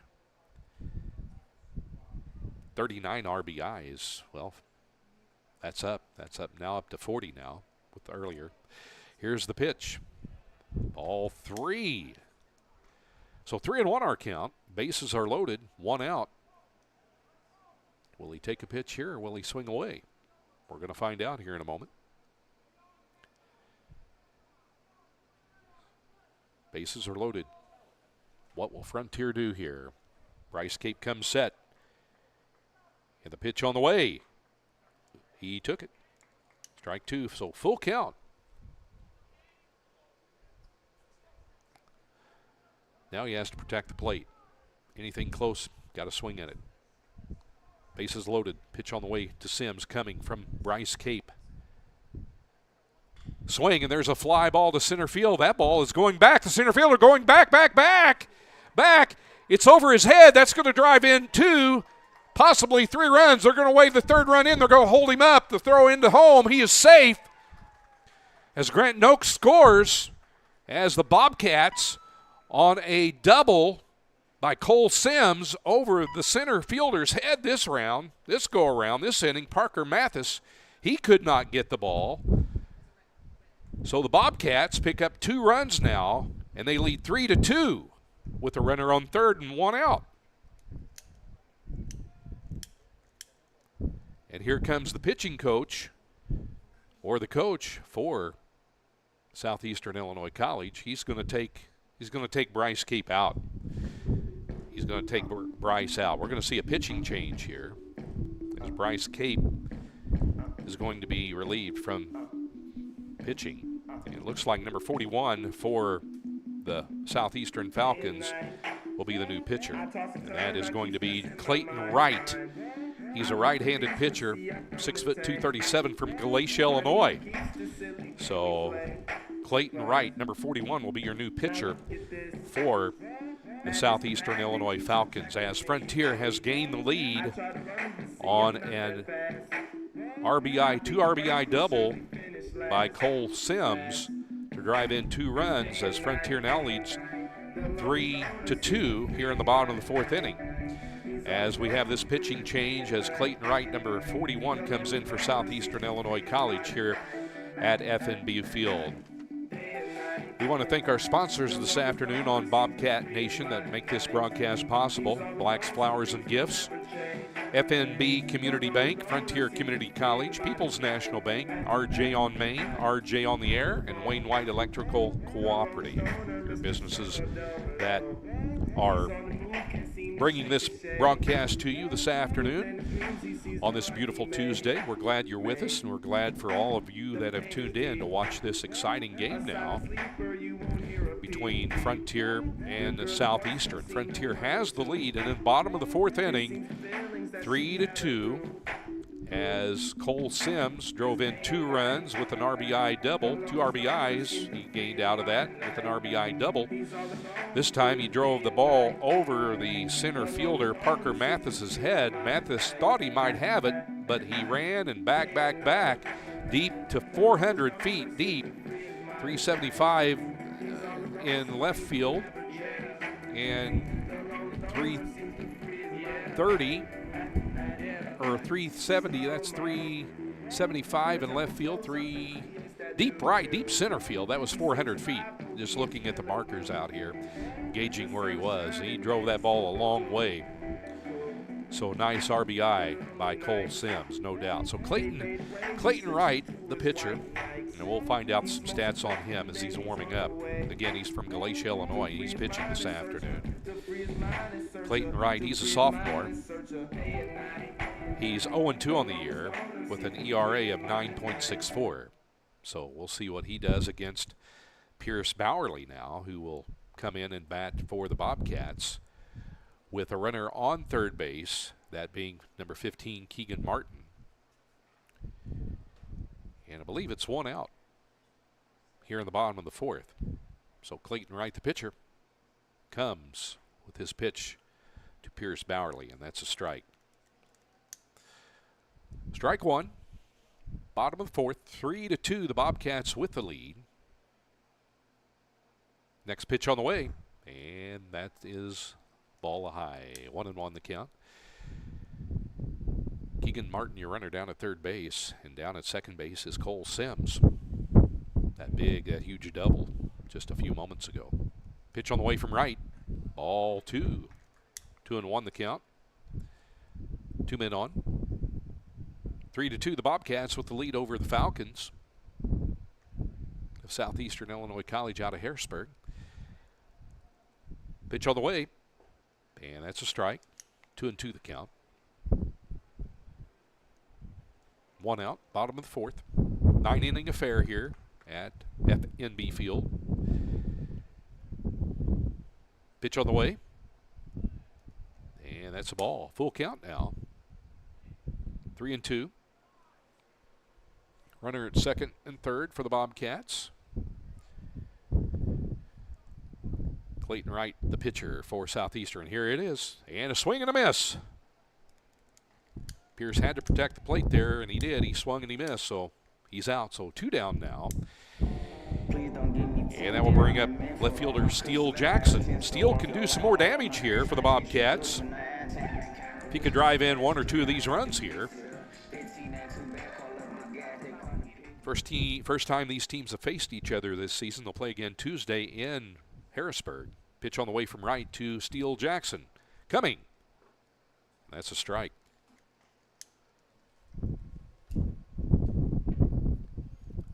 Clayton Wright, the pitcher from Galatia, Illinois. Went to Galatia High School.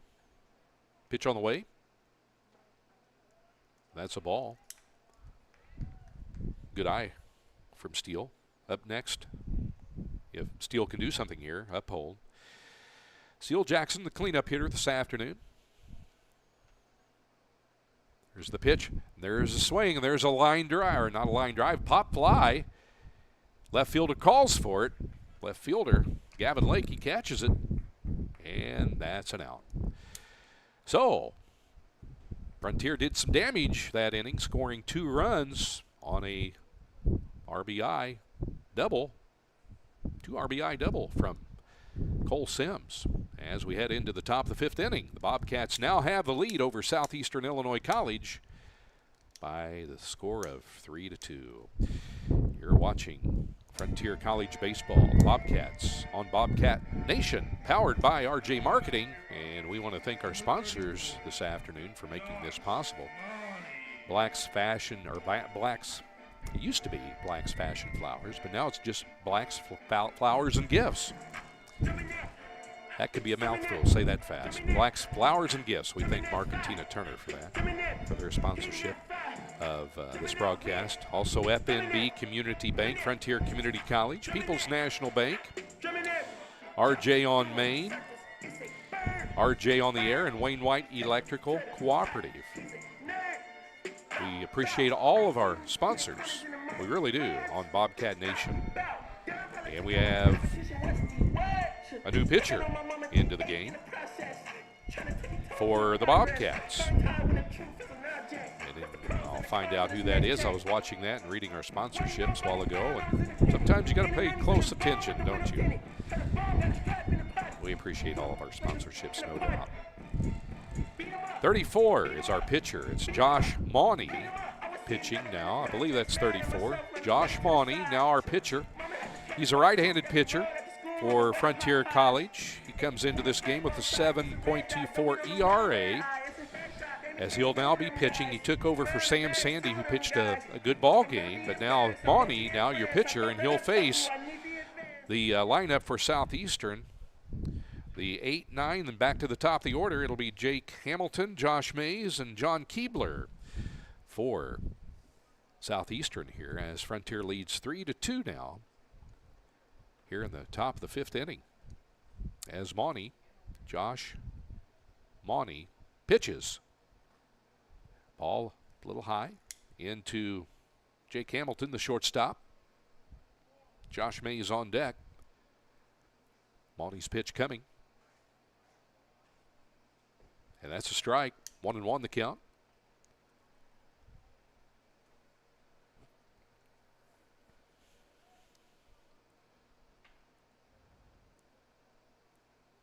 Next pitch on the way.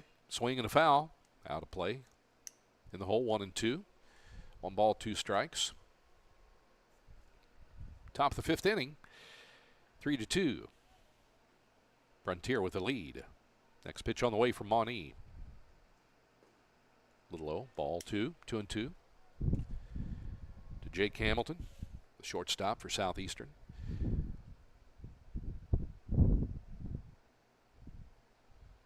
Mauney comes set. Next pitch on the way. Swing, and there's a hit. Second baseman. Good play by the second baseman. Good play by Martin to first over to Sims for the out. Yeah, that was a great play. Great play by Keegan Martin to get out Jake Hamilton. So 4-3 on that play. So that'll bring up number 1, Josh Mays, the right fielder, with 1 out here. Good defensive play by Martin there to throw out Hamilton. The first pitch on the way, and that's a strike. 4-3 on that play.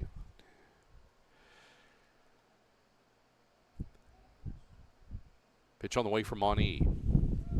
That's a ball. 1-1 the count. 1 out. On deck, catcher John Keebler for Southeastern. Next pitch on the way. And inside. Ball 2. 2-1 the count. Josh Mauney's next pitch. That's ball. 3-1 now. Josh Mauney took over for Sam Sandy, who pitched a good game. Next pitch on the way. That's a strike. Outside corner, strike 2. So full count now at 3-2 with 1 out. The pitch on the way from Mauney. Swing, and there's a fly ball. Cole Sims coming out of foul territory, and he makes the catch. Fought the wind, and he makes the catch. Good play by Cole. So 2 down now. Good play, Cole Sims, on that foul. That foul out. So that'll bring up back to the top of the order. Your leadoff hitter, the catcher, number 26, John Keebler. Keebler will face Josh Mauney. Keebler coming into this game, 362 today. 2 outs. First pitch on the way. He squares the bunt, and that's a ball. 3-2 our score. Frontier with the lead. 2 outs. Josh would like to get Keebler out here. Next pitch on the way, and that's a strike. Good pitch from Josh Mauney to John Keebler. Mauney working quick. Next pitch on the way, and ooh, that looked good. Even up here, the booth reacted. That looked like a good pitch. 2-1 the count. Pitch on the way, and then a swing, and there is a drive to the left fielder, Steele Jackson, who's under it. Makes a great catch. That's 3 up, 3 down. So as we head into the bottom of the 5th inning, Frontier still maintains the lead, 3-2 over Southeastern.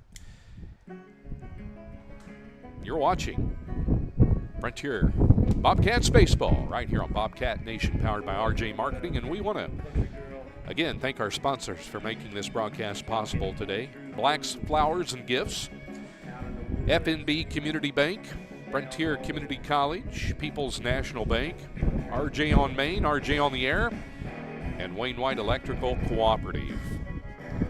All making the broadcast possible today here for you. On Bobcat Nation, again powered by RJ Marketing. We're glad you're with us this afternoon. Bob Ellis is with us. He's on the computer, maintaining the cameras. I'm Mark Wells. It's great to have you along here from FNB Field on the campus of Frontier Community College in Fairfield on a beautiful Tuesday afternoon. Frontier with the lead over Southeastern 3-2 in the bottom of the 5th inning. And we'll bring up our 5, 6, and 7 hitters, Uphold, Gutierrez, and Humphrey. And we'll see if they can get something started in the bottom of the 5th inning and continue the lead that they have here, extended 3-2. This is the first time these two teams have played this year. And they will play again in a doubleheader Tuesday. And that'll be at 1 and 4. A doubleheader Tuesday at 1 and 4. And they will be playing at Southeastern Illinois College in Harrisburg.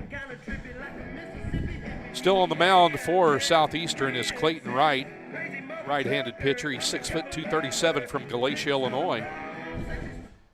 And that brings up Colt Uphold, who will lead off here, the right fielder for the Bobcats, here in the bottom of the 5th inning. Colt Uphold, again, wears number 9, plays right field for the Bobcats. He's a sophomore. First pitch on the way, and that's a foul ball. Foul out of play, 0-1. Colt from Albuquerque, New Mexico. Beautiful area down there, no doubt. Ball outside.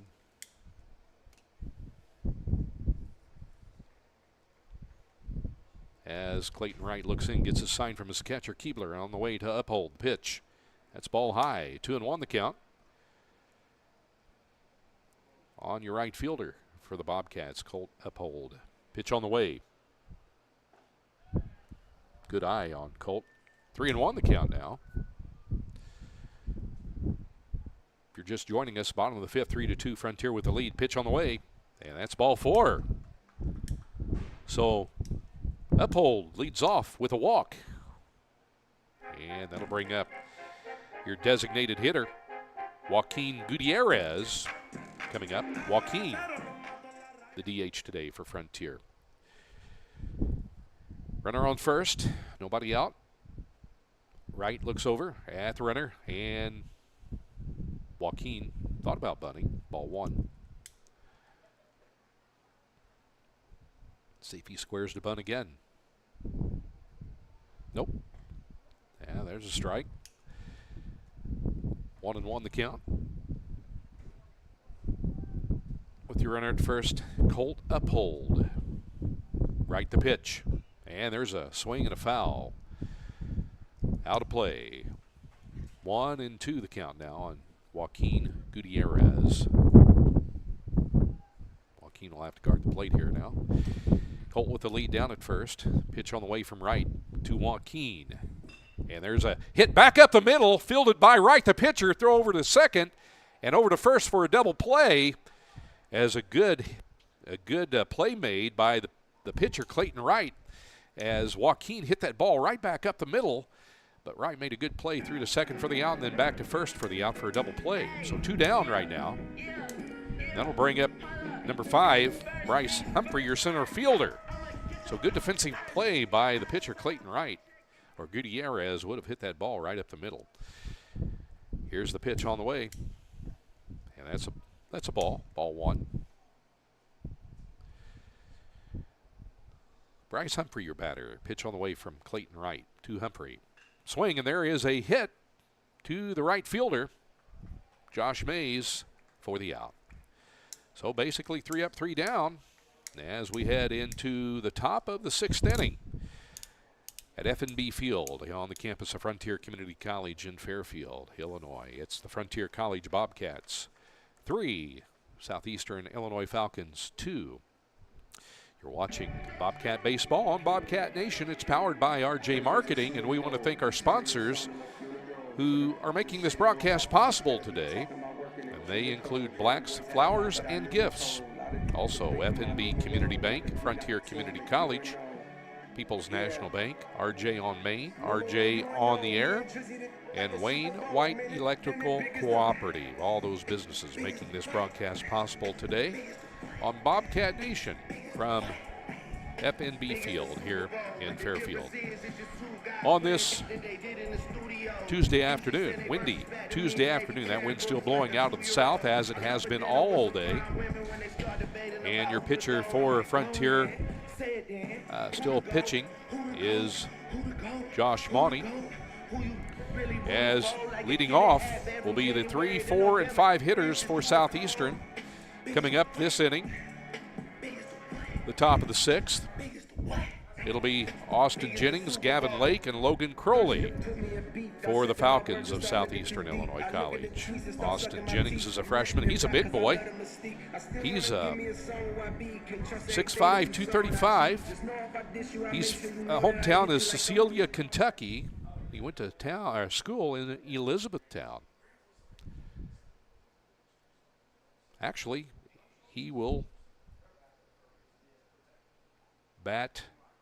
It's the 2, 3, and 4 hitter, so it'll be Hood, Jennings, and then Lake. And Carter Hood will lead it off. Jennings is on deck, though. Top of the 6th, 3-2 Frontier as pitcher Mauney is a strike. Josh Mauney still pitching for Frontier. Where's number 34? Next pitch on the way, and there is a base hit to the left fielder. So Carter Hood will round first and stop. Throw comes back in from Steele Jackson. So a base hit for Carter Hood. And that'll bring up now Austin Jennings. He's the big boy from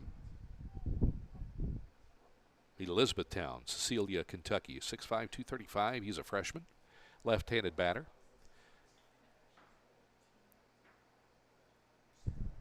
Josh Mauney looks in, gets his sign. Pitch on the way, and there is a hit from Jennings again to the right fielder. Throws in, the runner's going to stop at second. Good play by the right fielder, Colt Uphold, to keep the runner at second base in Carter Hood. So Jennings and Hood both on base, first and second, with nobody out, and that'll bring up number 18, Gavin Lake, the left fielder.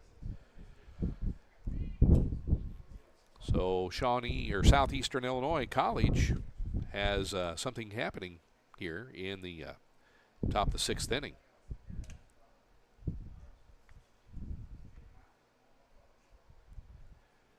Shawnee National Forest in that area of southern Illinois, beautiful area down there.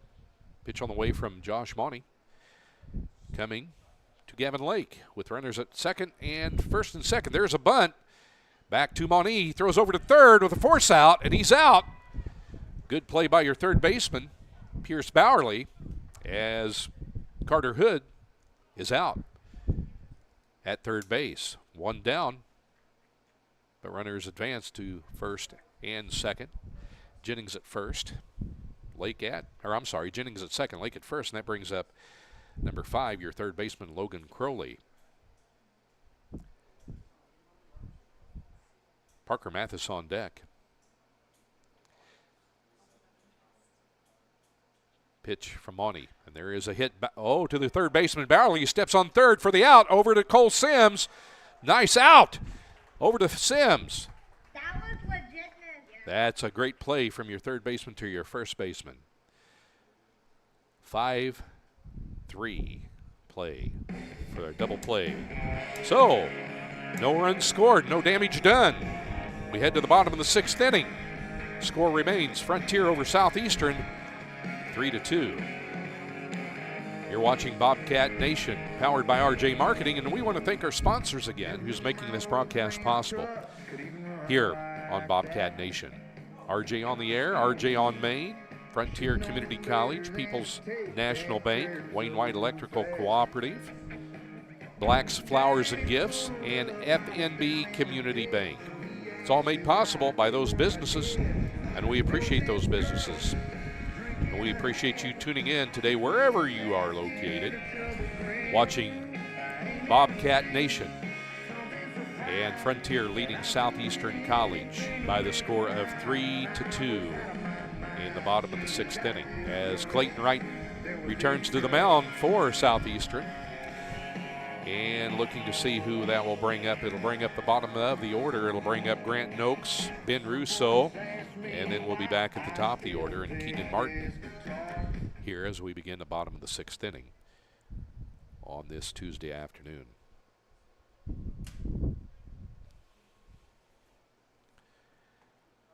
Grant Noakes, the batter.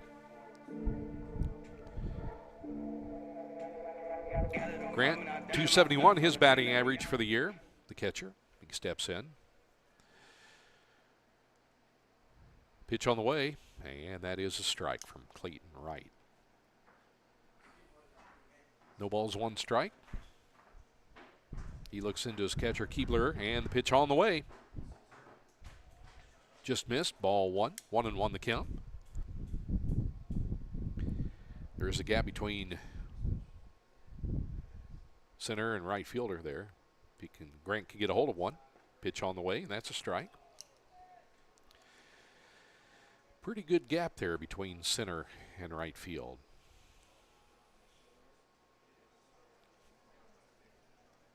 Next pitch. Swing and a miss. He struck Grant Noakes out. Swing and a miss. So one down as Grant Noakes strikes out. That'll bring up the number 9 hitter, shortstop Ben Russo. And then we'll be back at the top of the order with Keegan Martin. If Keegan can do something, Cole Sims will return. 3-2 our score here in the bottom of the 6th. Frontier with the lead. Pitch on the way, and that's a strike. You missed it, Bob. Yeah, I came back. There's scores on the board. Yeah, Cole Sims had a long drive to deep center. Drove in 2 earlier. Good deal. That's a ball. He was hitting good last game, too. Yeah, that ball, it went off the bat, and the center fielder just kept going, and it went to the deep to the 400 mark. Next pitch on the way, and that's a strike. 1-2 the count. So, yeah, that was a good one. Another good drive. Good deal. Cole earlier. I see they switched pitchers. Yep. Clayton Wright is this person pitching for Southeastern, this pitcher, and that's ball 2. Clayton relieved Bryce Cape. Clayton's from Galatia, Illinois. Got another comment on the live chat here. Got Corbin Osmond saying, "Let's go Bobcats," from Corbin Osmond's family. Swing, and there's a base hit. Ooh. Back up, right over the second baseman's head, center fielder. Parker Mathis gets the ball back in, so a nice hit from Ben Russo.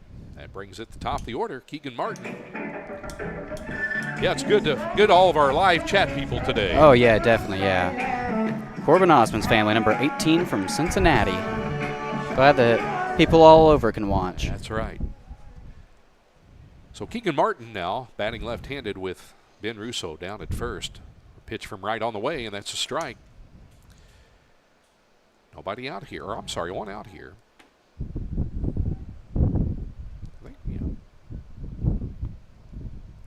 Throw over by Wright, and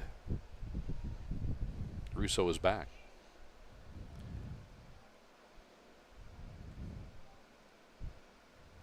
Next pitch, and that's a strike. 1-1 the count, 1 out. Bottom of the 6th, 3-2 our score. Frontier with the lead. Cole Sims on deck. See if he can repeat what he did last inning. A couple innings ago. Throw over from right. And Ben gets back safely. Ben might be thinking about running here. Wright's watching him over there. Pitch on the way. Yeah, ball. 2-1 the count.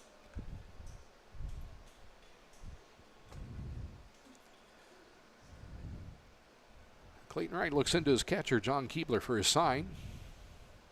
As pitch is on the way, ball in the dirt. Catcher gets away from him for just a moment, but he was able to get it. 3-1 the count now.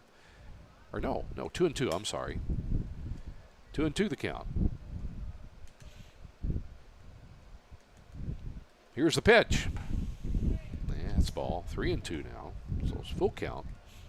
Full count now. On Keegan Martin. Here's the pitch. Swing and a miss. Struck him out.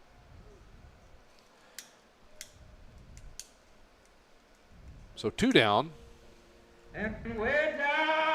That'll bring up first baseman Cole Sims. Cole with that long drive to center field over the center fielder's head earlier, back 400 feet deep. See what Cole can do this go around. Pitch on the way.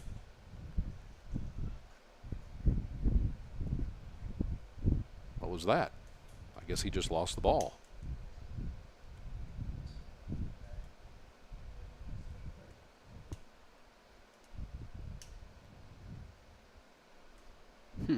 I'm not sure what happened there. Yeah. I think we're all confused.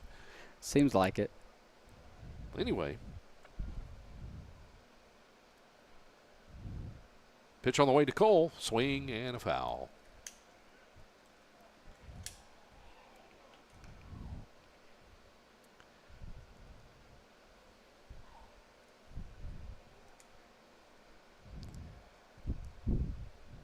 As Penn gets his lead down at first. Pitch on the way from right. That's a ball. 2 balls, 1 strike.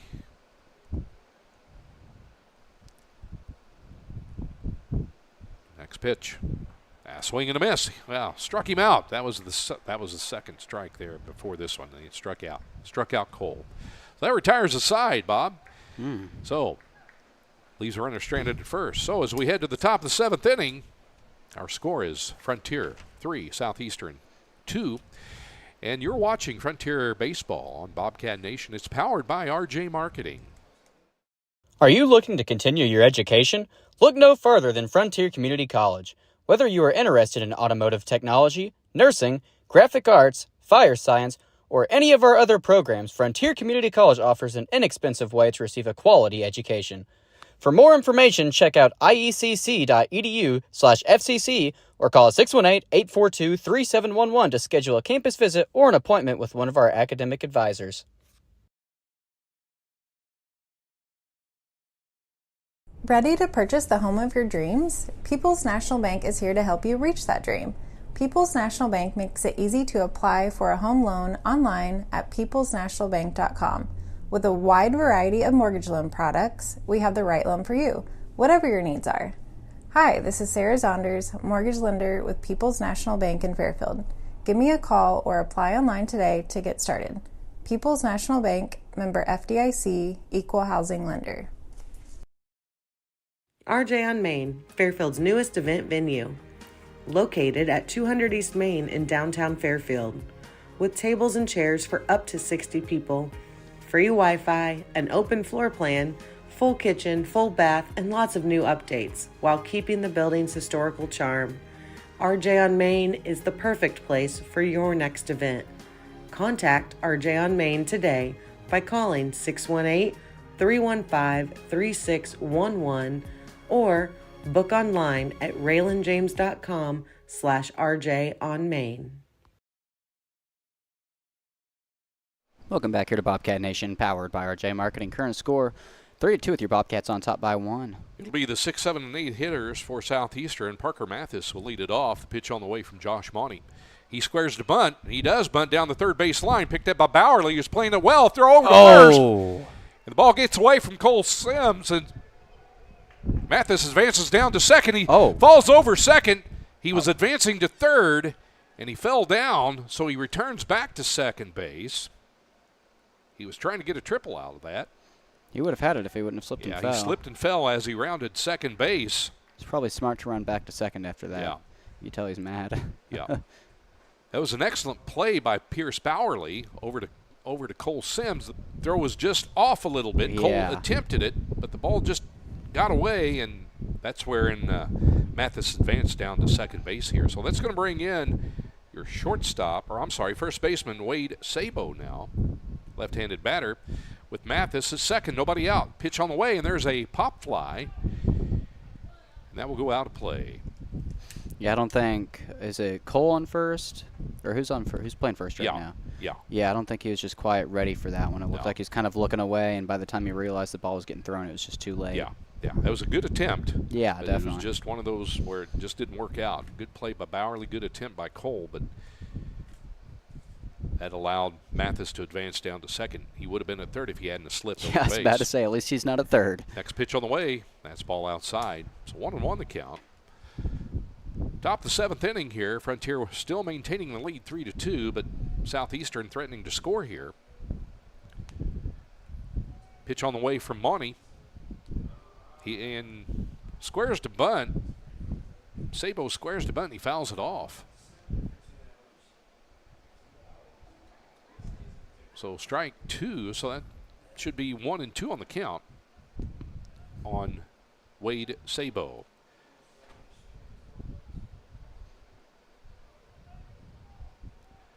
With the lead, Mathis at second. Pitch on the way, and there is a hit.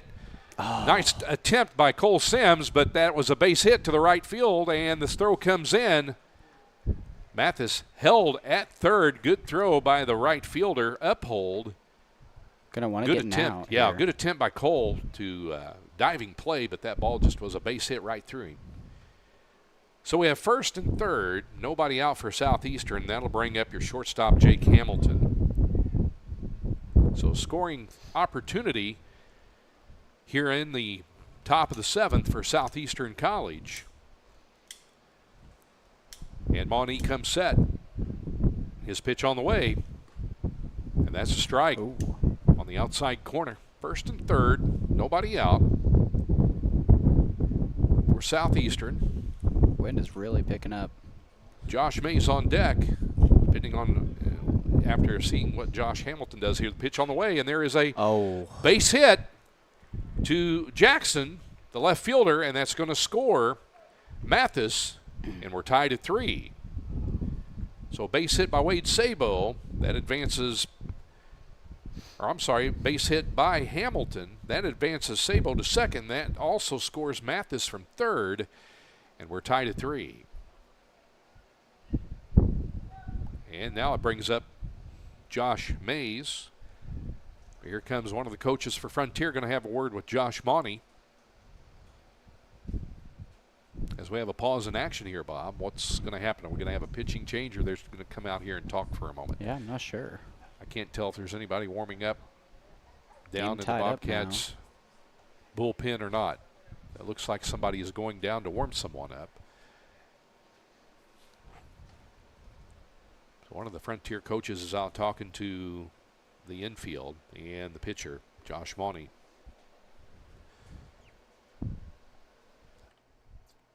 We're tied 3-3, our score here. Top of the seventh inning. As that's going to bring up Josh Mays. So we're going to see what happens here. They're still out now. The umpire comes and breaks up the huddle. They're going to leave Monty in. So first and second. Nobody out. Your batter will be Josh Mays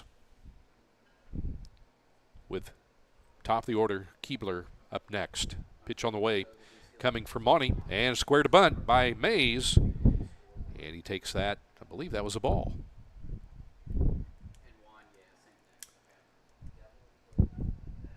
So Monty will come set again here. We'll see if there's another bunt attempt by Mays. Runner first and second. Yeah, he squares to bunt. He does bunt to the left, or to the between the third baseman and the shortstop. Monty came off the mound, but he could not field the ball to attempt to throw out any of the bases. So now bases are loaded, and that brings the top of the order up. And the catcher, John Keebler, with nobody out here in the top of the 7th inning. Keebler could do some damage for Southeastern here.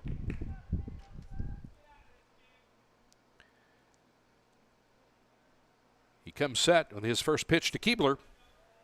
That's a ball. Ball 1.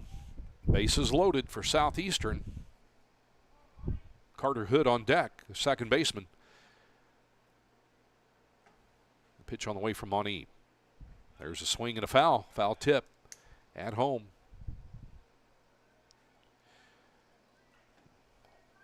Force out needs to be here at home if it's hit back to the infield to keep the score tied.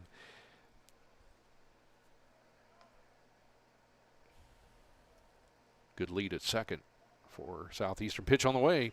Swing, and there's a foul down the third baseline. Out of play. 1-2 the count. Big pitch here coming from Josh Monee. John Keebler steps back in. Josh gets set. The pitch on the way.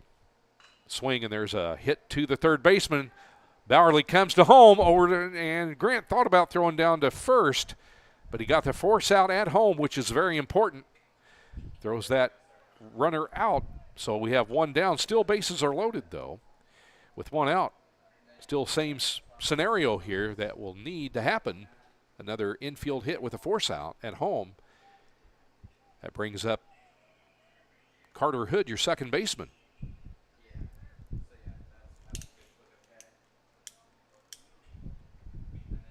Designated hitter Jennings on deck. Swing. Or no, not a swing, but ball. Well, I was getting ready to say Austin Jennings came up. He's had a couple of big swings here, a couple of past innings, and he's on deck. The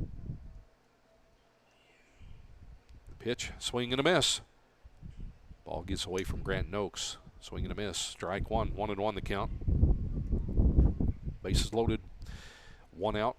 Score tied at 3. Top of the 7th inning.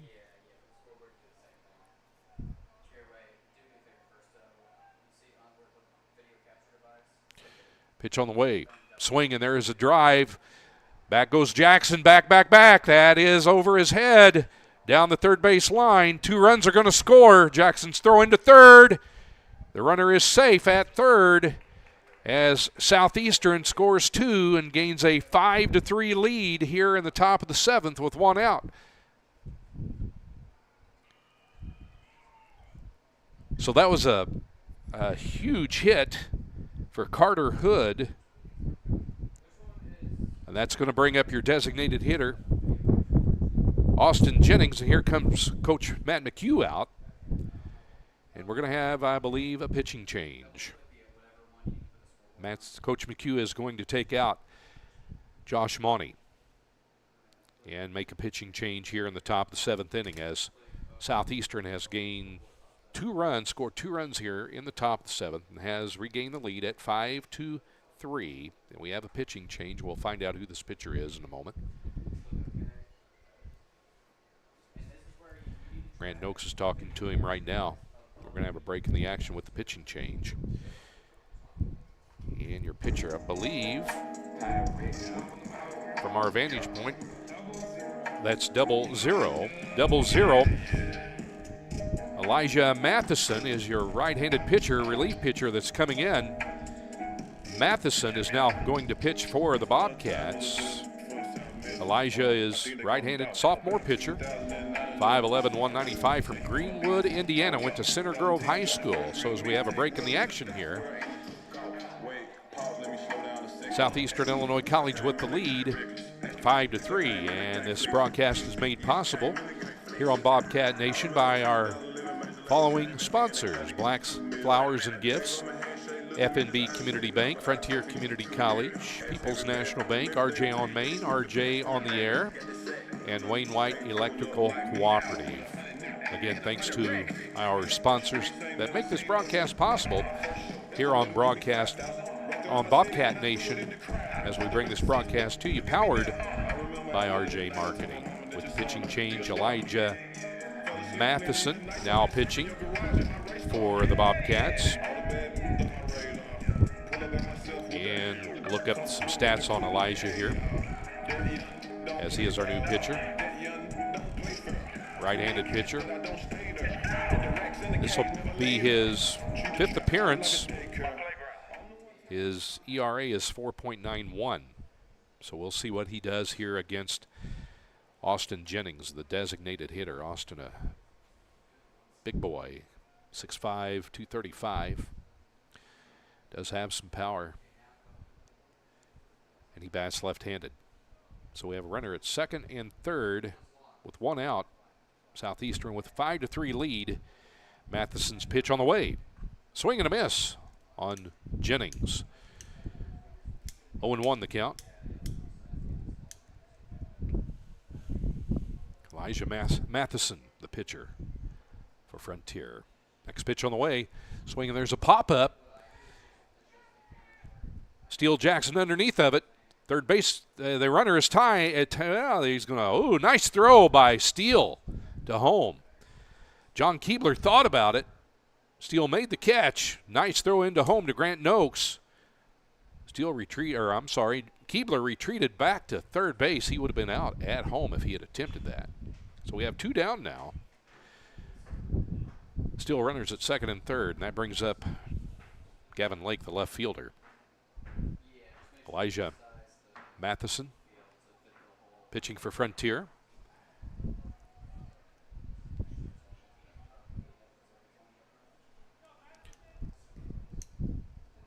Time call as Gavin Lake steps back into the plate.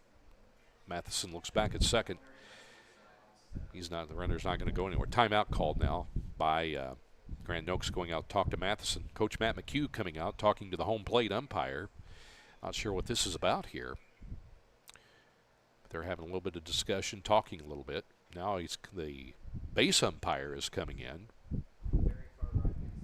And Coach McHugh is near home plate. 2 umpires are talking, home plate and the base umpire. Now Jeremy Earlbeck, the head coach for Southeastern, is coming down the baseline. Now don't know what this is all about. If it's I think what they're doing is talking about making sure they have all of the players that they have down on their list. They're all in coordination together. That's what the umpires were looking at with their paperwork. So I think we're ready to get back into play here now. That question's been solved. So Lake will step back into the batter's box. Second and third, 2 out now. And the pitch on the way from Matheson is coming. That's a strike.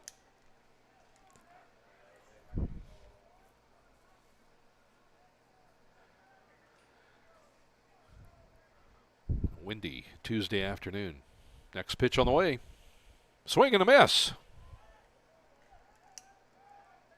0-2 on Gavin Lake. Big strikeout here for Elijah if he can get Lake out here. Keep it a 2-run deficit. Swing and a foul out of play here. Southeastern with the lead, 5-3, bottom of the 7th inning. Top of the 7th inning. We'll be heading to bottom of the 7th shortly. If Elijah can strike out, Gavin Lake or force him to hit into the infield. We'll see what happens. Here's the pitch. Ball gets away from Grant Noakes. The runner for Southeastern is going to score in Keebler as a wild pitch. The ball gets away, and Southeastern adds to their lead 6-3.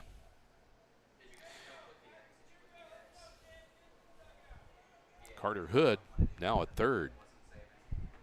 So 6-3 now our score.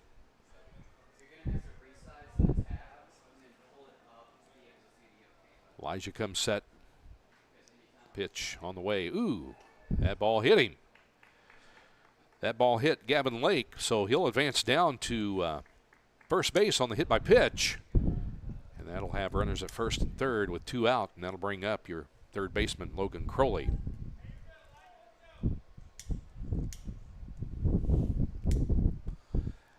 As Grant steps in front of the plate, infielders make an adjustment. Now we're ready. So Grant gets set behind the plate, and Matheson looks in to get his sign, and here's a pitch on the way, and that's a strike. Strike to number 5, Logan Crowley. First and third, 2 out. 6-3 our score, Southeastern with the lead. Pitch over, throw over. Almost got away from Cole Sims. I mean, he made a great play on that to save a run from scoring as Matheson throwed over. Good play by Cole, keeping that runner at third. Pitch on the way. Swing, and there is a foul ball out of play. A good play by Cole, keeping that runner at third, not allowing that 7th run to score. Matheson looks in, gets his sign, his pitch on the way. Swing, and there is a shot. Left fielder Steele Jackson going back. It's over his head. 1 run's going to score. Another run being waved in. Lake is being waved in. Throw coming into home. Too late.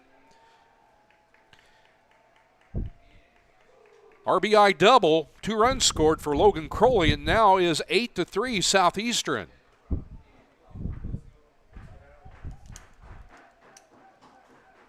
That ball took off the bat of Crowley and went over Steele Jackson's head out in left field, allowing 2 runs to score. So it's now 8-3, Bob. Yeah, this game has changed extremely quickly. I don't think anyone really saw this game going this way. Yeah. Parker Mathis now the batter for Southeastern. The pitch on the way. He squares to bunt down the third base line. Fielded by Bowerly. Throw over to first. Good play by Cole for the out. There's that third out we need. Yeah, third out we need. However, there's been damage done in the top of the 7th inning by Southeastern. The Southeastern leads the Bobcats as we head into the bottom of the 7th inning by the score of 8-3. You're watching Bobcat Baseball and Bobcat Nation, powered by RJ Marketing. It's a beautiful day in Fairfield, isn't it? Introducing a new weekly podcast on Friday mornings at 8:30 a.m. on YouTube. It's a beautiful day in Fairfield, featuring local events and news, special guests, birthdays, anniversaries, trivia, and more. Follow us on Facebook and subscribe to our YouTube channel at RJ on the Air.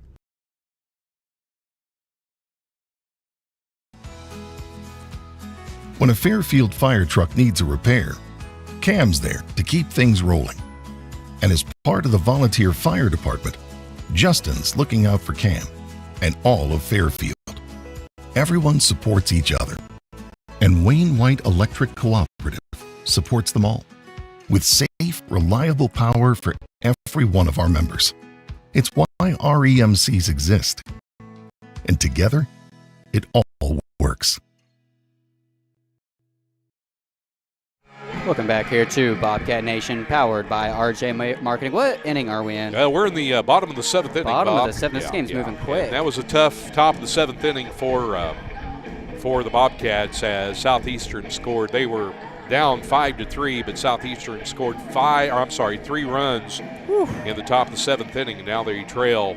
Bobcats trail Southeastern by the score of 8-3 here in the bottom of the 7th, and that's going to bring up our 3, 4, and 5 hitter. It'll be Bowerly, Jackson, and Uphold here in the bottom of the 7th for the Bobcats as they've got to get something started here, Bob, as we're in the bottom of the 7th inning.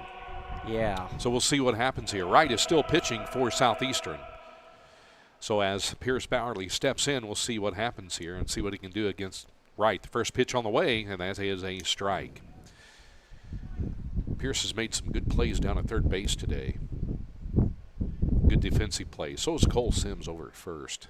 Some excellent plays. Pitch on the way. Swinging and a foul back here. So 0-2 quickly on Pierce. Just that Southeastern's caught the break, Bob. Sometimes that happens. Yeah, I know. You know. It happened here. Yeah, it happens. Pitch on the way outside, and that gets away from the catcher. Comes back here to the backstop. 1-2 the count now. Bobcats just got to have a good inning here. Yeah, it just, Southeastern, they put the bat on the ball and has driven the ball. Next pitch on the way from right. Swing and a foul down the first base line. That's foul, out of play. Still 1-2 the count. Good cut by Pierce. Southeastern's just had the better luck of getting the ball driven down the line. Yeah. Next pitch on the way. Swing, and there's a nice play. Almost a base hit, but nice play by the second baseman, Carter Hood, to rob Pierce Bowerly of a base hit. So 1 down now, and that'll bring up the cleanup hitter, number 14, Steele Jackson. Steele's had a tough time out in left field this afternoon, Bob, as he's had some balls that he tried to make a play on, but they were just hit over him. Yeah. So let's see what Steele can do offensively here for the Bobcats in the bottom of the 7th with 1 out. Pitch on the way from right. Swing, and there is a hit to the third baseman. Throw over to first is a wild throw, and Steele's going to advance down to second. Wild throw there by the third baseman, Crowley. That was a wild throw. That should have been an easy out over at first, but that ball he threw that ball away and allowed Steele to advance down to second base. So that's an error, E5. You'd have to rule that an E5 on the third baseman, Logan Crowley. So something started here for the Bobcats with 1 out in the bottom of the 7th. Steele Jackson down at second base, and Colt Uphold now up to bat in the 5th position. The Wright's pitch on the way to Colt is coming. Yeah, Wright, he steps off. Colt had a lead. Now Wright back on the mound, steps back in. Steele with a pretty decent lead down on second base there as Wright looks back. Pitch on the way. Uphold swings and fouls it back here. 0-1 in the count. Finally figured out when my scoreboard camera keeps getting messed up. The wind's blowing it. Yeah, wind. The wind's coming right from the south, blowing right into here to us. Just trying to figure out how it kept moving. Yep. 0-1 the count on Colt Uphold. Pitch on the way from right. Swing, and there's a foul ball out of play, so he's quickly in the hole, 0-2. Bottom of the 7th inning, if you're just joining us, it's 8-3 Southeastern over Frontier this afternoon. But Frontier has a runner at second, and Steele Jackson. We'll see what Colt Uphold can do here. Steele has a lead down at second. Here's the pitch, another foul out of play. Yeah, that wind blowing right in here, Bob. I'm sure that's moving that camera around pretty good. Yeah, it is. Wind still from the south. Clouds are still moving in, getting darker. I think we're supposed to have some storms in this area later on tonight. Clayton Wright looks in to his catcher, Keebler. Gets a sign, looks back at second. Pitch on the way to Uphold. That's a strike 3. Struck him out. He took that pitch right down the middle for a call, strike 3. So that's 2 outs. Runner still at second base. That's going to bring up the designated hitter, Joaquin Gutierrez. So let's see what Joaquin can do here. Joaquin can get on base. That'll bring up Bryce Humphrey, who's on deck. 2 outs here, bottom of the 7th inning. Steele Jackson down at second. Pitch on the way. That's ball 1. To Joaquin Gutierrez, the designated hitter this afternoon for the Bobcats. Joaquin from Columbia. Pitch on the way from right. He looks back, comes in to Joaquin, and that is a ball. So ball 2. 2-0 the count. Steele takes his lead down a second. Checks surrounding, makes sure there's nobody playing close to the base. Shortstop moving into second a little bit. Pitch on the way. And that's a strike on the outside corner. 2-1 the count. 2 outs here. Bottom of the 7th inning. Frontier with runner and Steele Jackson down at second base. Joaquin Gutierrez. Pitch on the way. That's ball 3. 3-1 the count. Good eye by Joaquin. 3-1 the count. Here's the pitch on the way from right to Gutierrez. And that's a strike. So we're at a full count here with 2 out. Bottom of the 7th, Steele Jackson down to second. Your runner. Pitch on the way from right to Joaquin.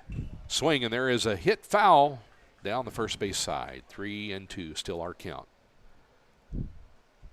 8-3 the score.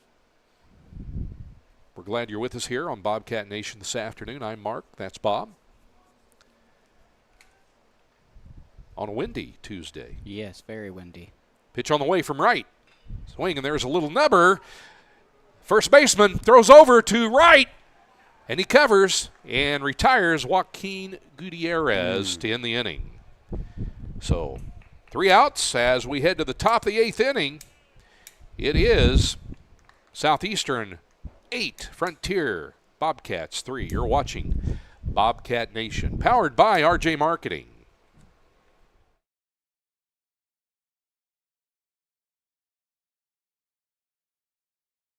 Let Black's Flowers and Gifts in downtown Fairfield make someone smile with some flower therapy. Whether they deserve a high five or need to feel better, a beautiful fresh floral arrangement from Black's will fit the bill. Also check out Black's for that perfect gift. They carry home decor, locally made jewelry, soaps and candles, candy and snack baskets, and balloon bouquets. For flower therapy or gifts for any occasion, see Black's Flowers and Gifts at 310 East Main in Fairfield or call 618-847-7076. Don't let tax season stresses get you down. At FMB Financial Tax and Consulting, they specialize in making tax preparation a breeze. Their team of experts will ensure accuracy and help you take full advantage of available deductions. With FMB Financial, you're not just a client, you're family. Contact them at 618-842-2183 or visit them online at fmbcommunitybank.com. Experience peace of mind with their expert support. Welcome back to Bobcat Nation, powered by RJ Marketing. It'll be the 7th, 8th, and 9th hitter for Southeastern as we head to the top of the 8th inning. Elijah Matheson still pitching for the Bobcats. And we'll lead off with Wade Sabo, first baseman for Southeastern, as he steps in to the plate facing Matheson. As see a few raindrops hitting the window in front of us, Bob. Yep. Matheson's pitch to Sabo on the way, and that's ball outside. 1-0 the count. Was hoping the rain would hold off. Yeah, I know. It looked like it was supposed to. It must just be like a really random storm cloud here. Next pitch on the way. That's way outside. Gets away from Grant Noakes. So ball 2. New ball. Baseball goes out from the umpire to Elijah Matheson, pitcher for the Bobcats. He looks into Grant, gets a sign. The pitch on the way. And that's a strike to Sabo. It's a strike 1. 2-1 the count. Elijah looks in, gets a sign. Pitch on the way. And that is ball 3. 3-1 the count to Wade Sabo, first baseman for Southeastern this afternoon. They lead 8-3. Their next pitch on the way. Swing and a miss. Strike 2. Good cut. 8-3 our score. Southeastern with a lead. They were ahead 5-3 in the top of the 7th, and they scored 3 additional runs and opened the gap. There's a hit to the shortstop. Shortstop Rousseau throws over to first. Good play by Cole. 1 out. So down goes Sabo with the ground out. 6-3 to Cole Sims. 1 out. That brings up our 8th hitter in the lineup, Jake Hamilton. Jake steps in, and Matheson looks in, gets his sign from Noakes. Pitch on the way, and that is a strike. Jake Hamilton, the batter. He is a freshman for Southeastern. 238 his average. Matheson's pitch on the way, and he takes a strike. So quickly in the hole, 0-2. He thought about swinging, and quickly in the hole, 0-2. Josh Mays on deck. Next pitch on the way. Swing and a foul. Got a cut on that. Josh Mays on deck. If Josh does anything, it'll be back to the top of the order, and the catcher, John Keebler, for Southeastern. 8-3 our score. Top of the 8th inning. Got Rodney Dixon saying, "Go Bobcats" from Pioneer, California. Wow. Strike 3. Struck out. Jake Hamilton. Good pitch. So we appreciate you listening in California. 2 outs and watching and listening in California. So I'll bring up the right fielder, Josh Mays, with 2 outs here in the top of the 8th inning. Matheson having a good inning this inning. Keebler on deck if Mays can do anything. Here's the pitch on the way. And that's ball inside, 1-0. It's the way technology is so now, Bob. It's advanced so much over in the last 5 years. Even. Oh, yeah. Pitch on the way from Matheson, way outside, ball 2. I can remember days of doing broadcasting. The old you used to do it through telephone lines. Yeah, it's definitely changed from that. Used to have to call General Telephone and order a line. Pitch on the way. And that's inside and almost hit him. 3-0. Yeah, you had to call the phone company, order a line. They'd have to go in and put a line in the high school or the baseball field, and then you do it through an old system that says dial-up system. Yeah, that sounds too complicated for me. I'll stick to YouTube live streaming. Yeah, technology is so great now. Pitch on the way. That's over the head of the batter. Mays almost hit him. He had to duck, and that's ball 4, so he'll advance down to first. Now bring up the top of the order and catcher John Keebler. So 2 outs with Mays, the runner at first for Southeastern. Yeah, times have changed in everything we do nowadays. Yeah. And what will it be like 10 years from now? Yeah, I know. That's what I wonder. Matheson looks over at first. He gets his sign, comes in, and Mays runs. Got a good jump. Throw down to second. Gets away. Second baseman Keegan Martin had to cross over the base. He was backed up by the shortstop and Ben Russo. Ben knocked the ball down to keep the runner from advancing over to third. So Mays is down to second now. And I didn't see if that was a ball or a strike. Anybody see that up here, guys? Ball? Okay, thanks. So that was a ball on John Keebler. I was watching the runner go. Mays got a good jump, but a good throw by Noakes, too. Here's the pitch on the way. And that is a strike on John Keebler. So with the runner, Josh Mays down at second with 2 outs. Keebler steps back in, and Matheson works from the stretch. Looks back at second, looks back again. Gets a sign from Noakes. Here's the pitch. That's a strike right down the middle. Strike 2. 1-2 the count on John Keebler. Elijah would like to get this out. Now there's a timeout here called by the coach, Jeremy Earlbeck, the head coach for Southeastern, comes up to talk to his batter, Keelber. Looks out at home plate, or looks out at the pitcher's mound. He's saying, son, we have a runner at second base. You need to drive him in. It'd be nice to mic up some of these coaches. Oh, I know. Man, I want to hear what some of them have That's to true. say. That's true. Get our live stream taken down. So Keebler steps back in, and Mays takes his lead from second. Elijah Matheson looks back, gets a sign from the catcher, Noakes. Pitch on the way. Here it comes. Ooh, ball low, 2-2.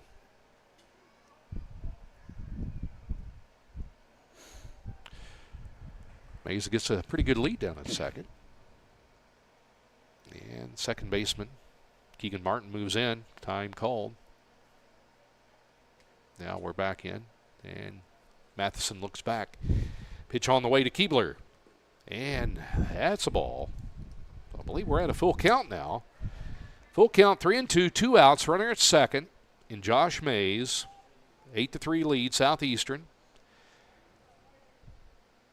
We'll see if Mays takes off. Nope. And ball 4 to Keebler. So Keebler walks down to first. And Mays still at second. So second and third, 2 out. And that's going to bring up your second baseman, Carter Hood. Carter Hood batting .372. Sophomore at Southeastern. He's had 26 runs, 45 hits, 24 RBIs. He's looking to add to his RBI total here. Matheson looks in to Knowles, gets his sign, and the pitch on the way in the dirt in front of Knowles. He gets it, throws it back to Matheson. Top of the 8th inning, 8-3 Southeastern. Our score, leading Frontier. Runners on first and second for Southeastern.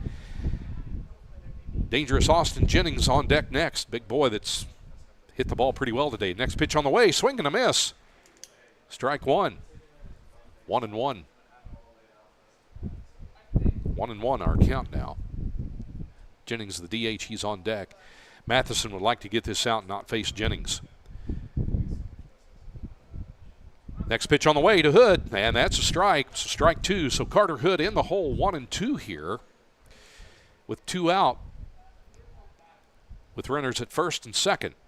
So Elijah Matheson, this is a big pitch coming from him. And here it is. In the dirt.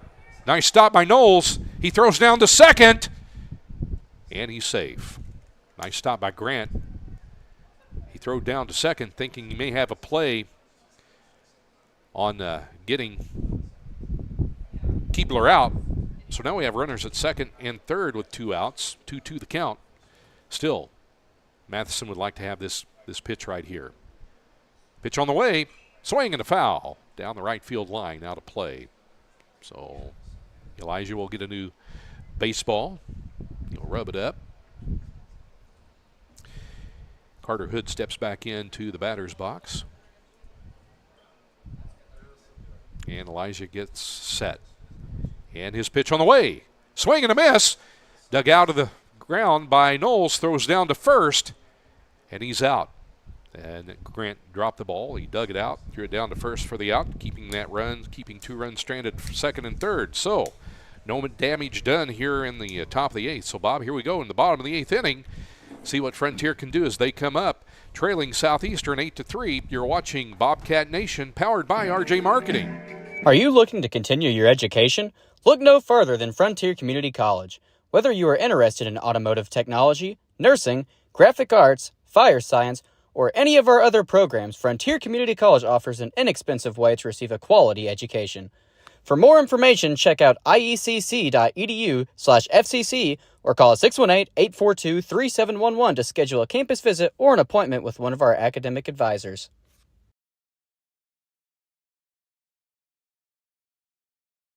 Ready to purchase the home of your dreams? People's National Bank is here to help you reach that dream. People's National Bank makes it easy to apply for a home loan online at peoplesnationalbank.com. With a wide variety of mortgage loan products, we have the right loan for you, whatever your needs are. Hi, this is Sarah Zonders, mortgage lender with People's National Bank in Fairfield. Give me a call or apply online today to get started. People's National Bank, member FDIC, equal housing lender. Welcome back to Bobcat Nation, powered by RJ Marketing. Bobcat's going to be stepping up to bat here. Need to make something happen in this inning. Yeah, you're right, Bob. The bottom of the 8th, we need something here to happen. Only 2 more innings. Well, this and then the 9th inning to go here. And like to see something happen from our 7th, 8th, and 9th hitter coming up. It'll be Humphrey, Noakes, and Rousseau. And then if anybody does anything, we'll be back at the top of the order. So Bryce Humphrey, center fielder, will be stepping into the plate, leading off the bottom of the 8th inning. Southeastern with the lead, 8-3. Clayton Wright is still pitching for Southeastern. So as he looks in, he gets his sign. The pitch on the way to Humphrey, and that is a strike.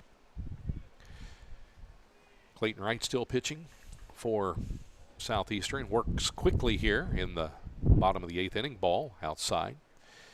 1-1 the count. Noakes on deck, the catcher. Pitch on the way from Wright. And that is a strike. 1-2. Bryce Humphrey in the hole, 1-2 here, so I have to protect the plate here. Wright's next pitch. That's ball high. 2-2 the count. Wright's next pitch. He's working quickly. Swing and a miss. He struck out Bryce Humphrey. So 1 out, and that brings up Grant Noakes, the catcher. See what Grant can do against Clayton Wright here in the bottom of the 8th inning. 8-3 our score. Southeastern with the lead. These 2 teams will play again Tuesday in Harrisburg on a doubleheader. Wright's pitch to Grant Noakes on the way. Swing and a pop-up, and that's how to play down the first baseline. Strike 1. First game between these 2 teams today, and then they'll turn around Tuesday again. Doubleheader. 1 and I believe 4 o'clock. 1 and 4 next Tuesday in Harrisburg. Next pitch on the way, and that is ball inside and low. But 1-1 the count.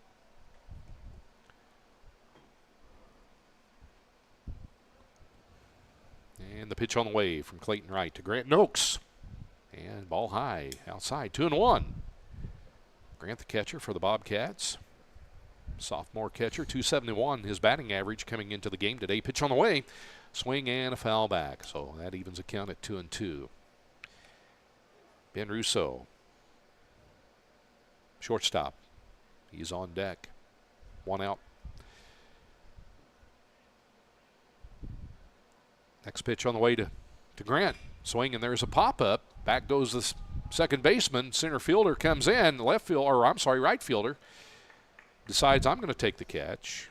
And it was caught by right fielder Josh Mays for 2 outs.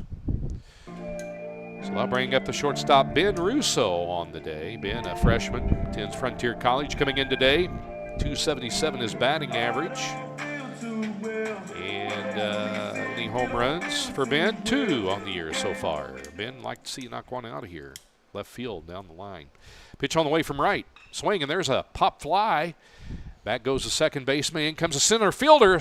Ball caught by the second baseman, Carter Hood. Good play for the third out. Thought they were going to run into each other. But anyway, 3 up and basically 3 down here in the bottom of the 8th inning. As we head to top of the 9th.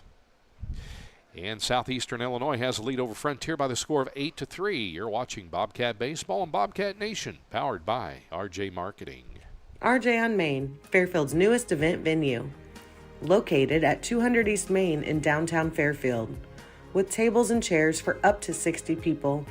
Free Wi-Fi, an open floor plan, full kitchen, full bath, and lots of new updates, while keeping the building's historical charm.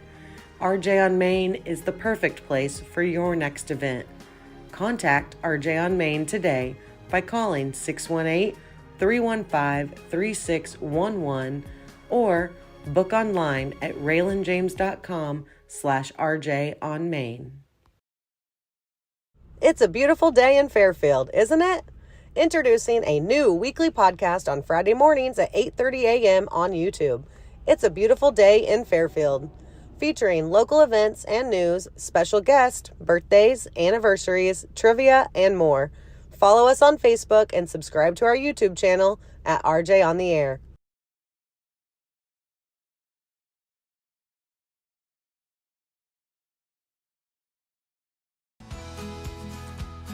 When a Fairfield fire truck needs a repair, Cam's there to keep things rolling. And as part of the volunteer fire department, Justin's looking out for Cam and all of Fairfield. Everyone supports each other, and Wayne White Electric Cooperative supports them all with safe, reliable power for every one of our members. It's why REMCs exist, and together, it all works. Welcome back here to Bobcat Nation, powered by RJ Marketing. We have now, right? Yeah, we have a new pitcher, Bob. Yeah, Okay. it's the top of the 9th. We have a new pitcher for Frontier. It's Justin Trucks. TRUCKS, just like trucks. Trucks. Like you Okay. drive. Figured it'd be spelled some sort of special way, but no. Justin Trucks, the pitcher for Frontier. He's a right-handed pitcher, freshman. 6'1", 190 from Gravette, Arkansas. Went to Gravette High School. And he'll face the 3, 4, and 5 order of the lineup. Austin Jennings, Gavin Lake, the cleanup hitter, and then Logan Crowley. So here comes Austin Jennings. Austin's had a big game today. And let's see what Justin Trucks can do against Austin Jennings here as Trucks pitch on the way. Here it is. And there is a base hit between the third and the shortstop for Austin Jennings. He gets on again here in the top of the 9th inning. He's over at first. First pitch off of Justin Trucks for a base hit. That brings up number 18, Gavin Lake, the cleanup hitter this afternoon, playing left field for Southeastern. So Jennings down at first, Justin Trucks, the pitcher for the Frontier Bobcats. As Gavin Lake steps in, Justin Trucks, the pitcher. Find some stats on him. First pitch on the way as Jennings takes a lead as ball. Justin Trucks is a freshman, as I mentioned. His ERA is 7.11. He's appeared in 7 games this year so far for Frontier. Pitch on the way from Trucks to Lake. Swing and a miss. Strike 1. Top of the 9th inning. 8-3 our score. Southeastern with the lead. These two teams will play again Tuesday in Harrisburg. A doubleheader. Jennings was his lead down at first. Trucks gets a sign from Noakes, and the pitch on the way. And there's a foul down the first baseline. 1-2 now, the count. Logan Crowley on deck. He'll be followed by Parker Mathis. The wind, kind of died down a little bit. Yeah, it has. Shifted, it looks like, according to the flag. Definitely did. Pitch on the way from Tux as he comes in. Swing, and there's a little number foul by Lake. So still strike two, 1-2. Number 30, Justin Trucks. Austin Jennings down at first. Runner for Southeastern. Justin Trucks, the pitcher. His pitch coming to Gavin Lake. Swing, and there's a little hit back to Cole Sims. Steps on first. He throws down to second. Wild throw. Gets away from Russo that was covering second. So one out, but an errant throw by Cole Sims to get the double play wide to the left of second base, which allowed Jennings to remain at second. So second base is Jennings with the batter. Number 5, Logan Crowley up now for Southeastern. Trucks looks back, pitch on the way, and the swing and a miss. Strike one.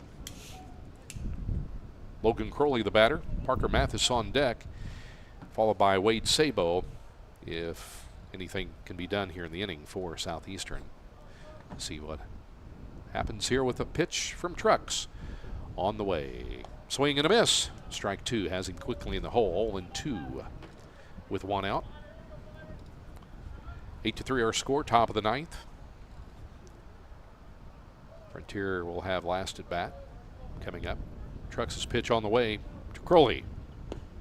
Ball low outside. 2-1 now the count. 1-2. 1 ball, 2 strikes. Jennings, your runner down at second. He leads off. Trucks gets a sign from Grant Knoll. Comes set and looks back at second. And his pitch on the way. Swing, and there's a pop-up. Cole Sims running after the ball. He may have a play on it. Did he make the catch? He did. He made a catch. Good play by Cole there. He ran over the fence. About went over the fence on that foul ball. But he made the catch, but Jennings tagged at second and was able to advance over to third. Cole is surprised he's not shook up any. He took a good shot to the midsection. Yeah. But what a catch by Cole Sims down there to retire Crowley. I can't believe he got that. That was an awesome play. And he comes back out like nothing ever happened. I just caught a foul ball. So with 2 out now, Jennings down at third on that tag up. He was able to advance, but what a play by Cole. Now steps in Parker Mathis, number 8. He's going to throw back to second. There's going to be an appeal there to make sure he tagged up, and the field umpire says he was safe. They wanted to make sure, Coach McHugh wanted to make sure that he tagged up before he advanced to second on that foul out. A good catch by Cole there at first. Pitch on the way as outside to Parker Mathis, center fielder. With 2 out, Austin Jennings down at third for Southeastern. Justin Trucks, the pitcher, gets the sign, comes to the plate, and that's a strike. Good pitch by Justin there. 1-1, the count even at 1-1. On deck is Wade Sabo. If Mathis gets on, let's see what Justin does here. Pitch on the way. Swing and a miss. Strike 2. 1-2 the count now.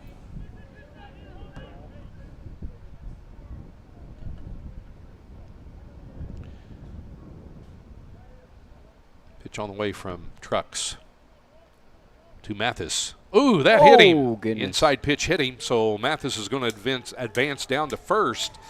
Didn't want to see that happen, but sometimes it does. That advances Parker Mathis down to first on a hit by pitch.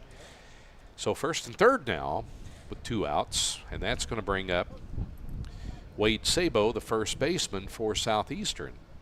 Grant Noakes talking to Coach McHugh, and he goes out, gives signs to Justin Trucks, the pitcher, and he comes back. Now, Jeremy Arlbeck, the coach for Southeastern is standing close to home plate with the home plate umpire, and they're having a discussion. Not sure what the discussion's about. Just making sure that Mathis is okay. He had to sting. He's just making sure he's okay.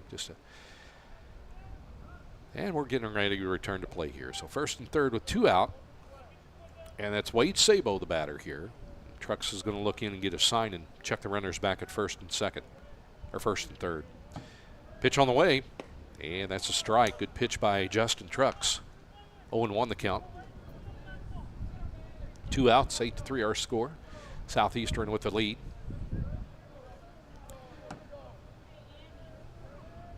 Pitch on the way, swing, and there is a fly ball. Center fielder going back. Going back is Humphrey, and he makes the catch. Good catch by Bryce Humphrey, the center fielder. So 3 outs as we head to the bottom of the ninth. Frontier needs to get something going here, Bob. In the bottom of the ninth inning, they trail Southeastern Illinois College 8-3. You're watching Bobcats Baseball and Bobcat Nation, powered by RJ Marketing. Let Black's Flowers and Gifts in downtown Fairfield make someone smile with some flower therapy. Whether they deserve a high five or need to feel better, a beautiful fresh floral arrangement from Black's will fit the bill. Also check out Black's for that perfect gift. They carry home decor, locally made jewelry, soaps and candles, candy and snack baskets, and balloon bouquets. For flower therapy or gifts for any occasion, see Black's Flowers and Gifts at 310 East Main in Fairfield or call 618-847-7076. Don't let tax season stresses get you down. At FMB Financial Tax and Consulting, they specialize in making tax preparation a breeze. Their team of experts will ensure accuracy and help you take full advantage of available deductions. With FMB Financial, you're not just a client, you're family. Contact them at 618-842-2183 or visit them online at fmbcommunitybank.com. Experience peace of mind with their expert support. Are you looking to continue your education? Look no further than Frontier Community College. Whether you are interested in automotive technology, nursing, graphic arts, fire science, or any of our other programs, Frontier Community College offers an inexpensive way to receive a quality education. For more information, check out iecc.edu/FCC or call 618-842-3711 to schedule a campus visit or an appointment with one of our academic advisors. Welcome back here to Bobcat Nation. Keegan Martin, the batter. If you want to do anything, Bob, the Bobcats got to manufacture runs. We're in the bottom of the ninth inning. If you want to do it, you want to start at the top of the lineup. That was a strike to Keegan Martin. It'll be Martin, Cole Sims, and Pierce Bowerly, the batters in this bottom of the ninth. And that's strike two. 2 quick strikes on Keegan Martin. He calls timeout. Not how you want to start off this inning. Not how you want to start off. You're exactly right. Bobcats need 5 runs here to tie. Bottom of the ninth. 6 to win. Something going here. 8-3 our score. Bottom of the ninth inning. Southeastern with the lead. Wright still pitching. And he gets a sign. And he comes in. And swing and a miss. Strike 3. Keegan Martin strikes out. So there's 1 down. Not how you want to start the bottom of the ninth off. Well, they'll bring up Cole Sims. Cole's had a good day today, both offensive and defensively. Really defensively, he had a great pop-up. He ran into the fence over here on the first base side earlier. So he's up next. The first pitch on the way is a ball. Next pitch on the way from Clayton Wright. Swing and a miss. Cole swings at that, strike 1.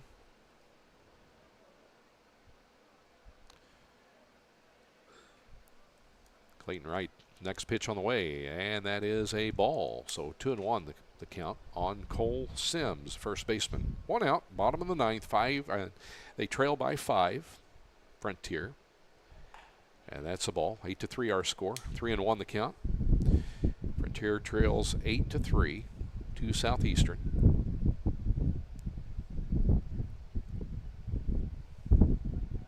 Pierce Bowerly on deck. Next pitch on the way to Cole Sims. Swing and a foul over in the Southeastern dugout. So Cole's full count now at 3-2. Next pitch on the way.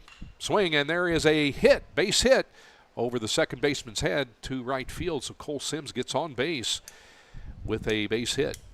So good start, Cole. So that brings up Pierce Bowerly, third baseman. Now on deck will be Steele Jackson. Pierce can do anything. One out here, bottom of the ninth. As a base hit by Cole Sims. And Cole's down at first. He gets his lead. Clayton Wright looks over at first. Pitch on the way. And that's a strike to Pierce Bowerly, 0-1.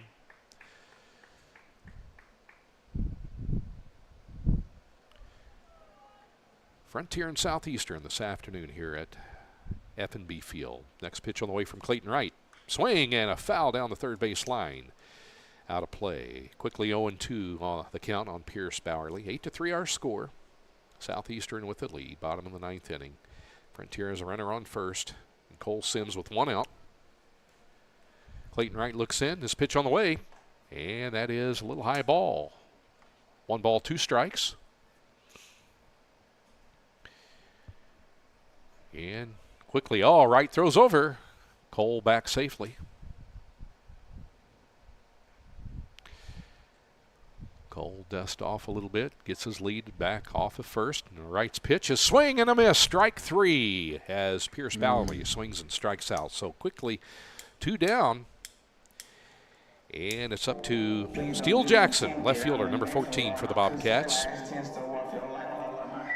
If Steele can get on, it'll bring up Colt Uphold.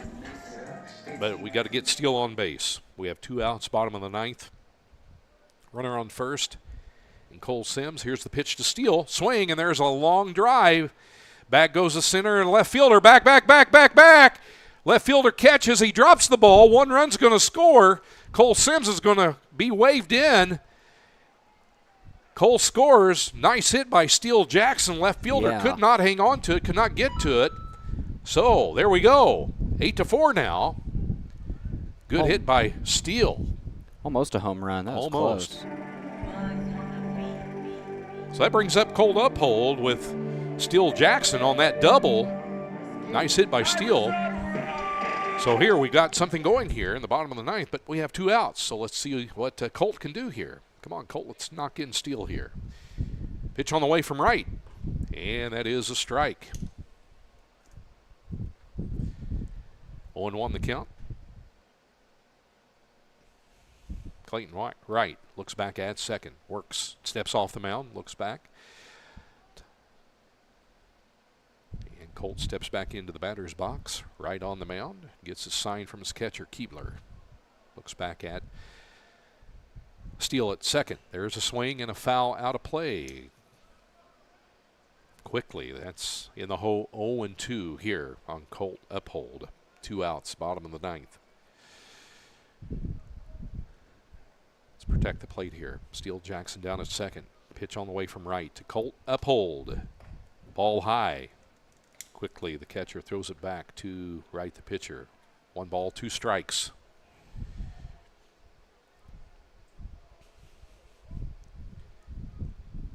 Next pitch from Wright on the way. Ooh, a little high. 2-2 the count. 8-4. Southeastern with the lead. Frontier with a runner at second. Steele Jackson, here's the pitch on the way from Wright. Swing, and there's a fly down the right field, first base line. And it's out of play. Still 2 strikes. Colt hanging in there. 2-2 the count. Quickly, Wright gets a ball back, and quickly he'll be working again. Gets a sign from his catcher, Keebler. Pitch on the way. Swing, and there's a hit to to the second baseman or shortstop. And Steele advances. Shortstop, number 7. Hamilton, he stopped the ball, kicked the ball, and could not make a play. So we have runners at first and third with 2 outs as an infield hit for Colt Uphold. That brings up designated hitter Joaquin Gutierrez with 2 outs with runners at first and third. So let's see what Joaquin can do here. Swing and a foul. behind us here over the Southeastern dugout. Quickly 0-1. Steele Jackson down at third. Cole Uphold at first with 2 outs. 8-4 our score with Southeastern with the lead. Wright the pitch on the way. Swing and a foul out of play down the left field line. So quickly, Gutierrez is in the hole, 0-2.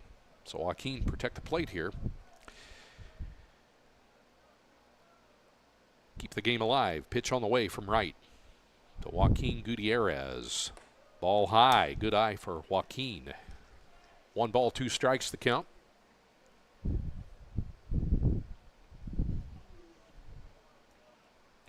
Next pitch on the way from Clayton Wright. Swing and a line drive down the third base line, but out of play down the left field line. So still 1-2.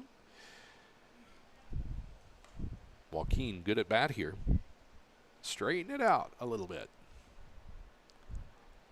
Get a hit and drive that run in from the third base. And Wright's pitch on the way to Gutierrez. Here it comes. Swinging another foul down the left field line, out of play, over toward the housing area for the ball. And Wright's pitch on the way to Gutierrez. Swinging. There is a drive down the left field line. Is that fair? It's just a little bit foul. Man.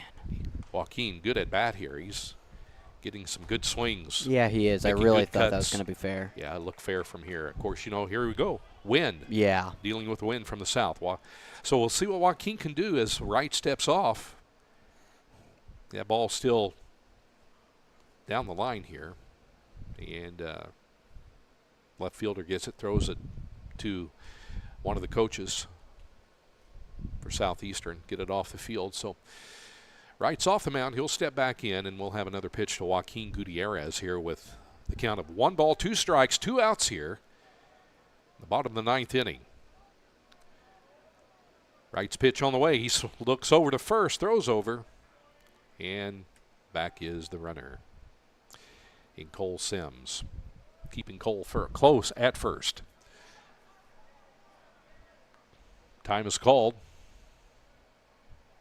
And the field umpire is looking in, saying something to the Frontier coaches. Not sure what the deal is here. He's talking to Coach McHugh and then talking to one of the other coaches of Frontier in front of the dugout here. We're not sure what's going on, if something was said or what. Yeah. But anyway. Coach looks confused. Yeah, the whole team. Yeah, they're all looking confused here. So Wright comes set, and his pitch on the way to one. Joaquin Gutierrez is inside. Ball 2. Good eye. Yeah, it was a good eye. Good eye. Joaquin's got a great at-bat here. Now let's see him get a base hit, drive in a run. Pitch on the way from Wright to Joaquin Gutierrez. It's coming. Ball 3, full count. So here we go. 3-2, full count here. Runners at first and third with 2 outs. Good at-bat here by Joaquin Gutierrez. Wright sets himself at the mound. The pitch on the way. The pitch is fly ball. That may get out of play. Cole Sims was running. That ball did get out of play behind the booth here and behind the Southeastern dugout. So still 3-2 here, the count. Clayton Wright comes set. His pitch on the way to Gutierrez. Here it comes. Ball in the dirt. Ball 4. He walks. What an at-bat by Joaquin Gutierrez. Good at-bat. Drawed him a walk. So now bases are loaded with 2 outs. And it's going to bring up Bryce Humphrey. And here comes the coach for Southeastern. Going to have a chat with Clayton Wright. Wasn't that bat by Joaquin Gutierrez? Yeah, that was something. He hit 3 or 4 foul balls out of play. And they were close foul balls too. He made Wright work for his pitches. And Wright was seemed to be getting a little flustered with some of his pitches. Now Matt McHugh is out talking to the base umpire. Not sure what or is that Matt, or not sure who that is. If that's Coach McHugh or one of the coaches. I think it is Coach McHugh.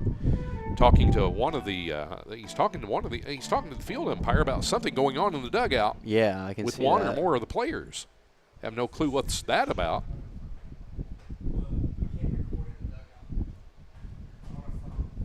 So it's something to do Recording with in the dugout. recording in the dugout. Okay, so that's what that is. They're recording something in the dugout. That's what one of the guys up here was saying. Recording in the dugout. That's the information we're getting. Didn't know that was. I didn't know that's a rule. We'll have to ask Matt when he comes up, talk to him. But anyway, that's going to bring up Bryce Humphrey now. As bases are loaded with 2 outs, bottom of the ninth. The Bobcats could do something here. They left right in the game as his pitch on the way to Bryce Humphrey. On the way, and that is a ball. So ball 1 to Bryce Humphrey. Bases are loaded. Gutierrez, Sims, and Martin on base. That's a strike. 1-1 the count. Good hit. Jackson. Put us back Jackson, in the game. Cole, and there's a swing and another foul quickly on the hole, 1-2. Still Jackson down at third. Cole Sims at first.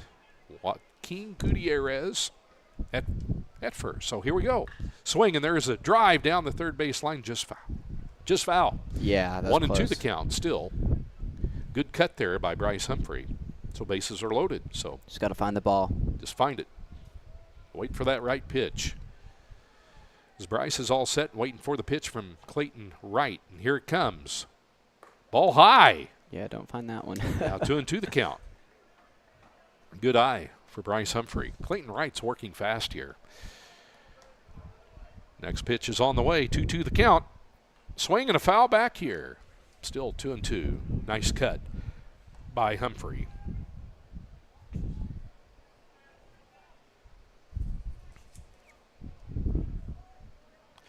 Next pitch on the way to Bryce Humphrey. Swing, and there is a drive to left field. Oh, wow. Down the left field line. That ball's going to drop. 2 runs are going to score for the Bobcats. Jackson in. Cole Sims is in. Gutierrez at third. A RBI, 2 RBI double by Bryce Humphrey. Now the score is 8-7. Southeastern with the lead. And down at third base. 8-6. 8-6. Okay, 8-6. 2 runs scored. 8-6 the score. So we have those, 2 runs scores, 8-3, so 3 runs scored. Or 8-4, so 3, so, okay. 2 runs scored is 8-4, so it is 8-6. Get a little excited here, don't we? Yeah. So anyway, Joaquin Gutierrez is down at third, but a RBI double, 2 RBIs and a double for Bryce Humphrey. So we're going to see a pitching change for Southeastern. And we'll find out who that is here in a moment. So so we're at 8-6, Bob, is our score here. Yeah. Bobcats have got to just stay in this game. 2 outs. They got to be careful with what they do. Yeah. Don't be doing anything too risky. Yeah. It'll bring up Grant Noakes. I believe Grant's on deck. Unless, Grant is the catcher, and he's probably taking his gear off.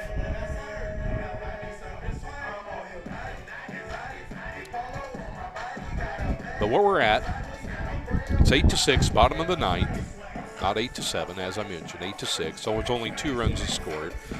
But an RBI, 2-run double by Bryce Humphrey scored Steele Jackson and Cole Sims. Joaquin Gutierrez is down at third. So we have second and third with 2 outs. And our batter, I believe it will be Grant Noakes, but when I'm looking here, we have a new pitcher out for Southeastern now, and that's number 7, Jake Hamilton.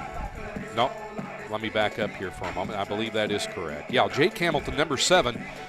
He's coming in to pitch now for Southeastern College. His ERA is at 11.88. He's made 9 appearances. He's 1-3 on the year. So he's now the pitcher for Southeastern as he's warming up. So, Bob, this is interesting here in the bottom of the ninth. Yeah. Frontier only trailing by 2 runs, 8-6, with Joaquin Gutierrez at third base and Bryce Humphrey with that 2-run RBI double. Down at second, the score 8-6. We'll see what happens here in a moment. Grant Noakes is taking a look at the pitcher, Jake Hamilton, trying to get a feel for his pitches. And he'll be up here in just a moment. What an exciting game this has turned out to be. Yeah, luckily the rain's still holding off for now. It started to sprinkle for like a couple minutes earlier, but it wasn't anything too crazy. Yeah. Now we have sunshine, a little sun. Yeah. I looked at the radar again, and yeah, around 7:30 or so, I think it'll start raining, and this game will be over by then, hopefully. So. Yep, we'll see what happens here. The catcher goes out, and I was talking to Jake Hamilton. I believe we have a new catcher, number 5. Is that Logan Crowley? Now moved to catcher. I believe that's Logan Crowley at number catcher. I'm not sure if that's a 5 or what number that is, but anyway. Yeah. Grant Noakes is in now. Let's see what Grant can do here with 2 outs in the bottom of the 9th, trailing 8-6. With Jake Hamilton now the new pitcher for Southeastern, with Gutierrez and Humphrey, the runners on base. Ball is outside, ball 1.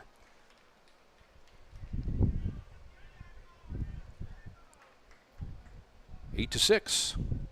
We're inching closer. Next pitch on the way from Hamilton to Grant. Grant, third base, drive down to third baseman. Third baseman, long throw over to first for the out. Man. Third baseman threw out. Great hit by Grant down to third base, but third baseman a good play and threw out Grant Noakes at first, and that ends the ball game. But what a great comeback, a tempting comeback by Frontier, as they scored 2 runs here in the bottom of the 9th, but came up short by the score of 8-6. So they lose to Southeastern College here at Frontier F&B Field today. We're going to be talking with Coach Matt McHugh here in just a few moments, get his feel on the game. But we'll be talking to him in a moment. We'll be back here after our break here on Bobcat Nation, powered by RJ Marketing. RJ on Main, Fairfield's newest event venue. Located at 200 East Main in downtown Fairfield, with tables and chairs for up to 60 people, free Wi-Fi, an open floor plan, full kitchen, full bath, and lots of new updates, while keeping the building's historical charm. RJ on Main is the perfect place for your next event. Contact RJ on Main today by calling 618-315-3611 or book online at raylanjames.com/RJ on Main.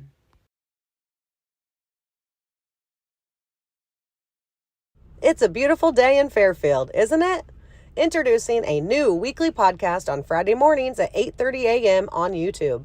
It's a beautiful day in Fairfield, featuring local events and news, special guests, birthdays, anniversaries, trivia, and more. Follow us on Facebook and subscribe to our YouTube channel at RJ on the Air.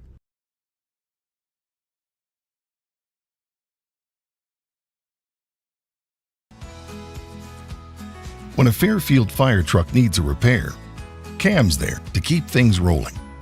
And as part of the volunteer fire department, Justin's looking out for Cam and all of Fairfield. Everyone supports each other. And Wayne White Electric Cooperative supports them all with safe, reliable power for every one of our members. It's why REMCs exist. And together, it all works.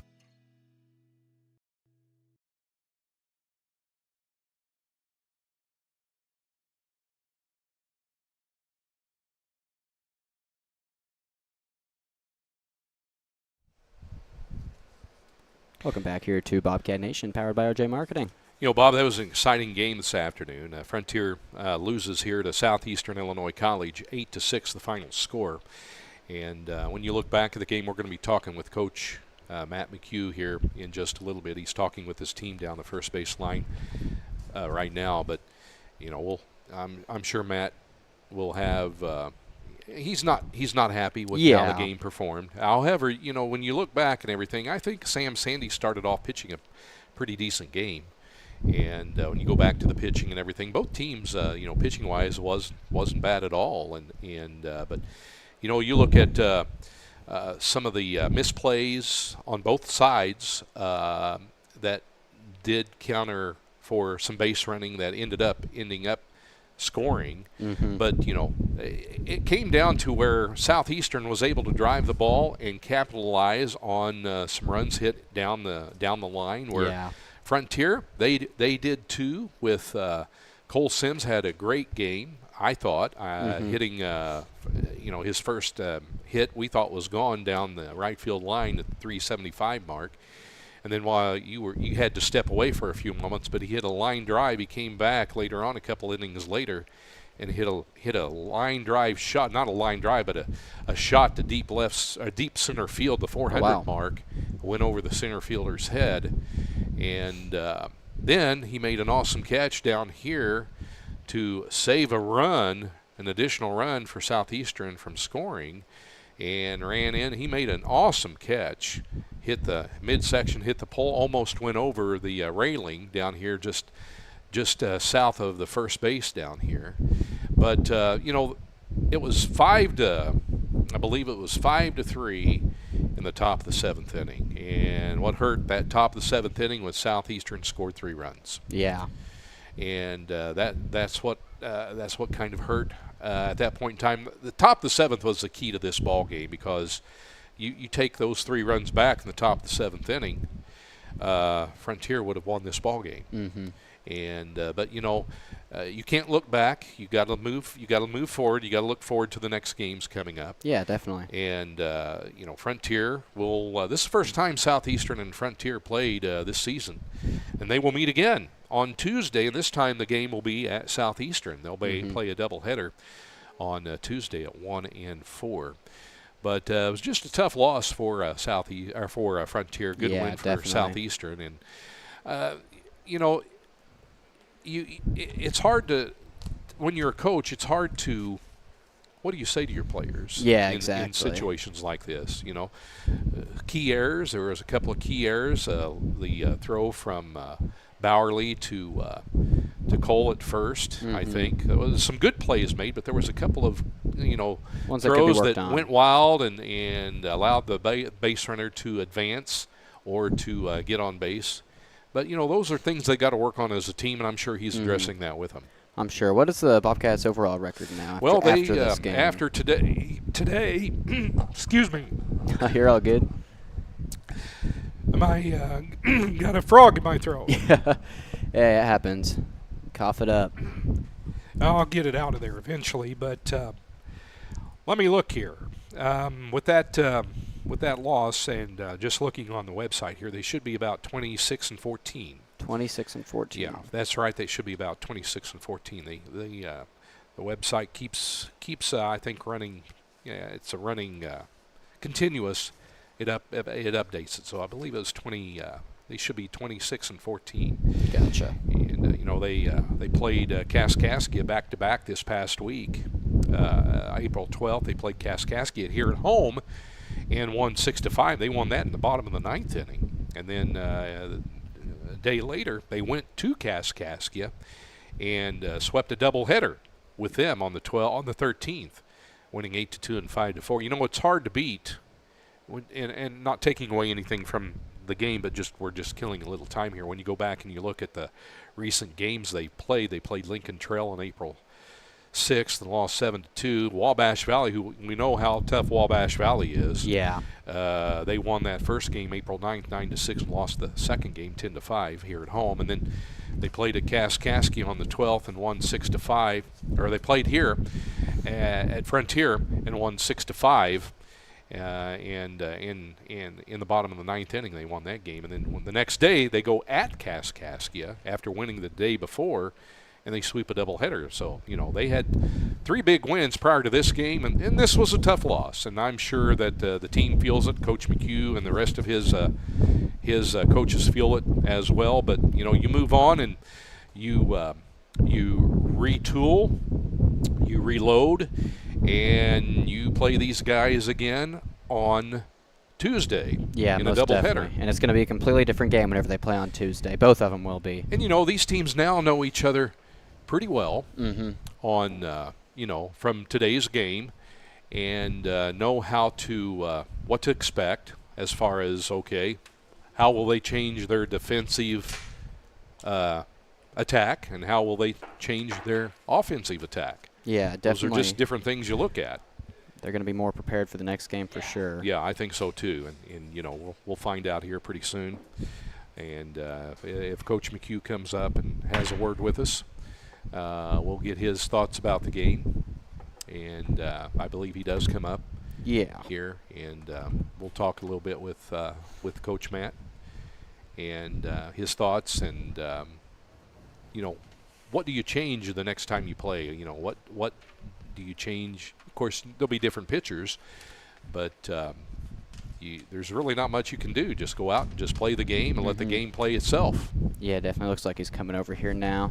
Okay, good deal. Want to take a moment to thank all of our sponsors. We got Black's Flowers and Gifts, F&B Community Bank, Frontier Community College, People's National Bank, RJ on Main, and RJ on the air, and also Wayne White Electrical Co-op. If you happen to be by any of those businesses, stop by and tell them thanks for sponsoring Bobcat Nation. And here, let me get my As Coach Matt headset. McHugh is coming up, we're going to have Matt sit down here and have Coach sit. We're going to put a headset on him. And should be able to say something. Oh, yeah, there you go. Yeah, I think you're on. Yeah. Coach McHugh, thanks for you're turning the camera on. coming up. And yeah, we're going to put you on always on. camera. We're going to put you on camera. Thanks for coming up and visiting with us. Tough loss today against Southeastern. First time you played them, and tough loss. And when you look back at the game, what's your thoughts on it? I look back, and these are things I said to the team at the beginning. I just look back at the beginning of the game. You know, we're closer to the top of the standings than they are, and they're near the bottom. And so we felt like it was a good matchup coming in. And at the end of the day, what we talked about was we had every opportunity to get a timely hit, even just a situational hit or an RBI ground out to score runs early. And we didn't, and we felt like, you know, we let them, I don't want to say let them hang around, but, you know, they got some timely hits when they needed to.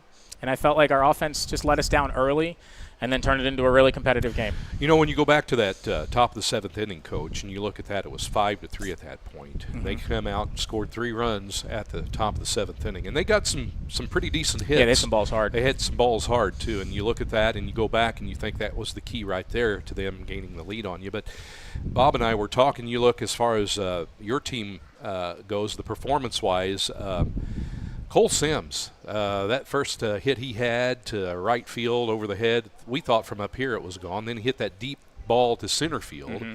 And then what an awesome catch he made down here on that foul out and ran into the fence down here and almost went over. He nearly did. Their coach, when we shook hands after the game, said he said he was going to, if the wind wasn't blowing straight in, Cole would have had 2 home runs. And he said he would have hurt somebody. We would have had probably 3 home runs if the wind wasn't blowing straight in, 2 from Cole and 1 from Steele. But, yeah, I think you're right. Cole had a good game. He made a great defensive play. And he has never played first base before. He's playing first base because of injury. And we're hitting the injury train. We had 11 healthy hitters today. Aiden Wright is up in the apartments not feeling well. I mean, he's a catalyst. He's probably our best player, highest batting average, and he scores a lot of runs for us and produces a lot of runs. And so – I don't want to say that we were missing him, but I guess to a factor it probably was true. But, you know, we still didn't do what we needed to do, but it was great that Cole stepped up. Yeah. And, you know, so far you had a good week up to today with your wins over Kaskaskia and this win today, or this loss today. But you turn around and you play these guys again on Tuesday. Yeah, we do. Now, what do you, as a coach, when you turn around and you play somebody just days after, is there any type of strategy that you have to change, or is there any kind of different alteration that you have to do from a coaching standpoint? It depends. You know, we actually have to play a series against John A. Logan before we see them again. Okay. And honestly, that could have contributed. You know, John A. Logan was 1 spot ahead of us in the standing, or second, I think, or tied for first or something. And it's possible that we were paying too much attention to that game, and we weren't doing a good enough job at living in the present. When it comes to making adjustments, you kind of observe maybe the way that their pitchers are attacking you or any matchup situations and adjust from there. We try to have a good game plan going into it. And really just the situation of the game dictates how much we have to make those kinds of adjustments. Sure. Injury-wise, anything to worry about with anybody? Everybody feeling pretty good, stretched out? For the most part, the guys who are left healthy. We have some guys who are done for the year that have been done for a year for a while. I mean, we'd really love to get Ty Becker back. he's been out going on 2 weeks now, and he was our 3-hole hitter hitting 370 or something, and he's got some problems with just like his pec minor muscle or something, and just kind of awaiting his he's supposed to have an MRI, and nobody thinks it's serious. We just got to get that.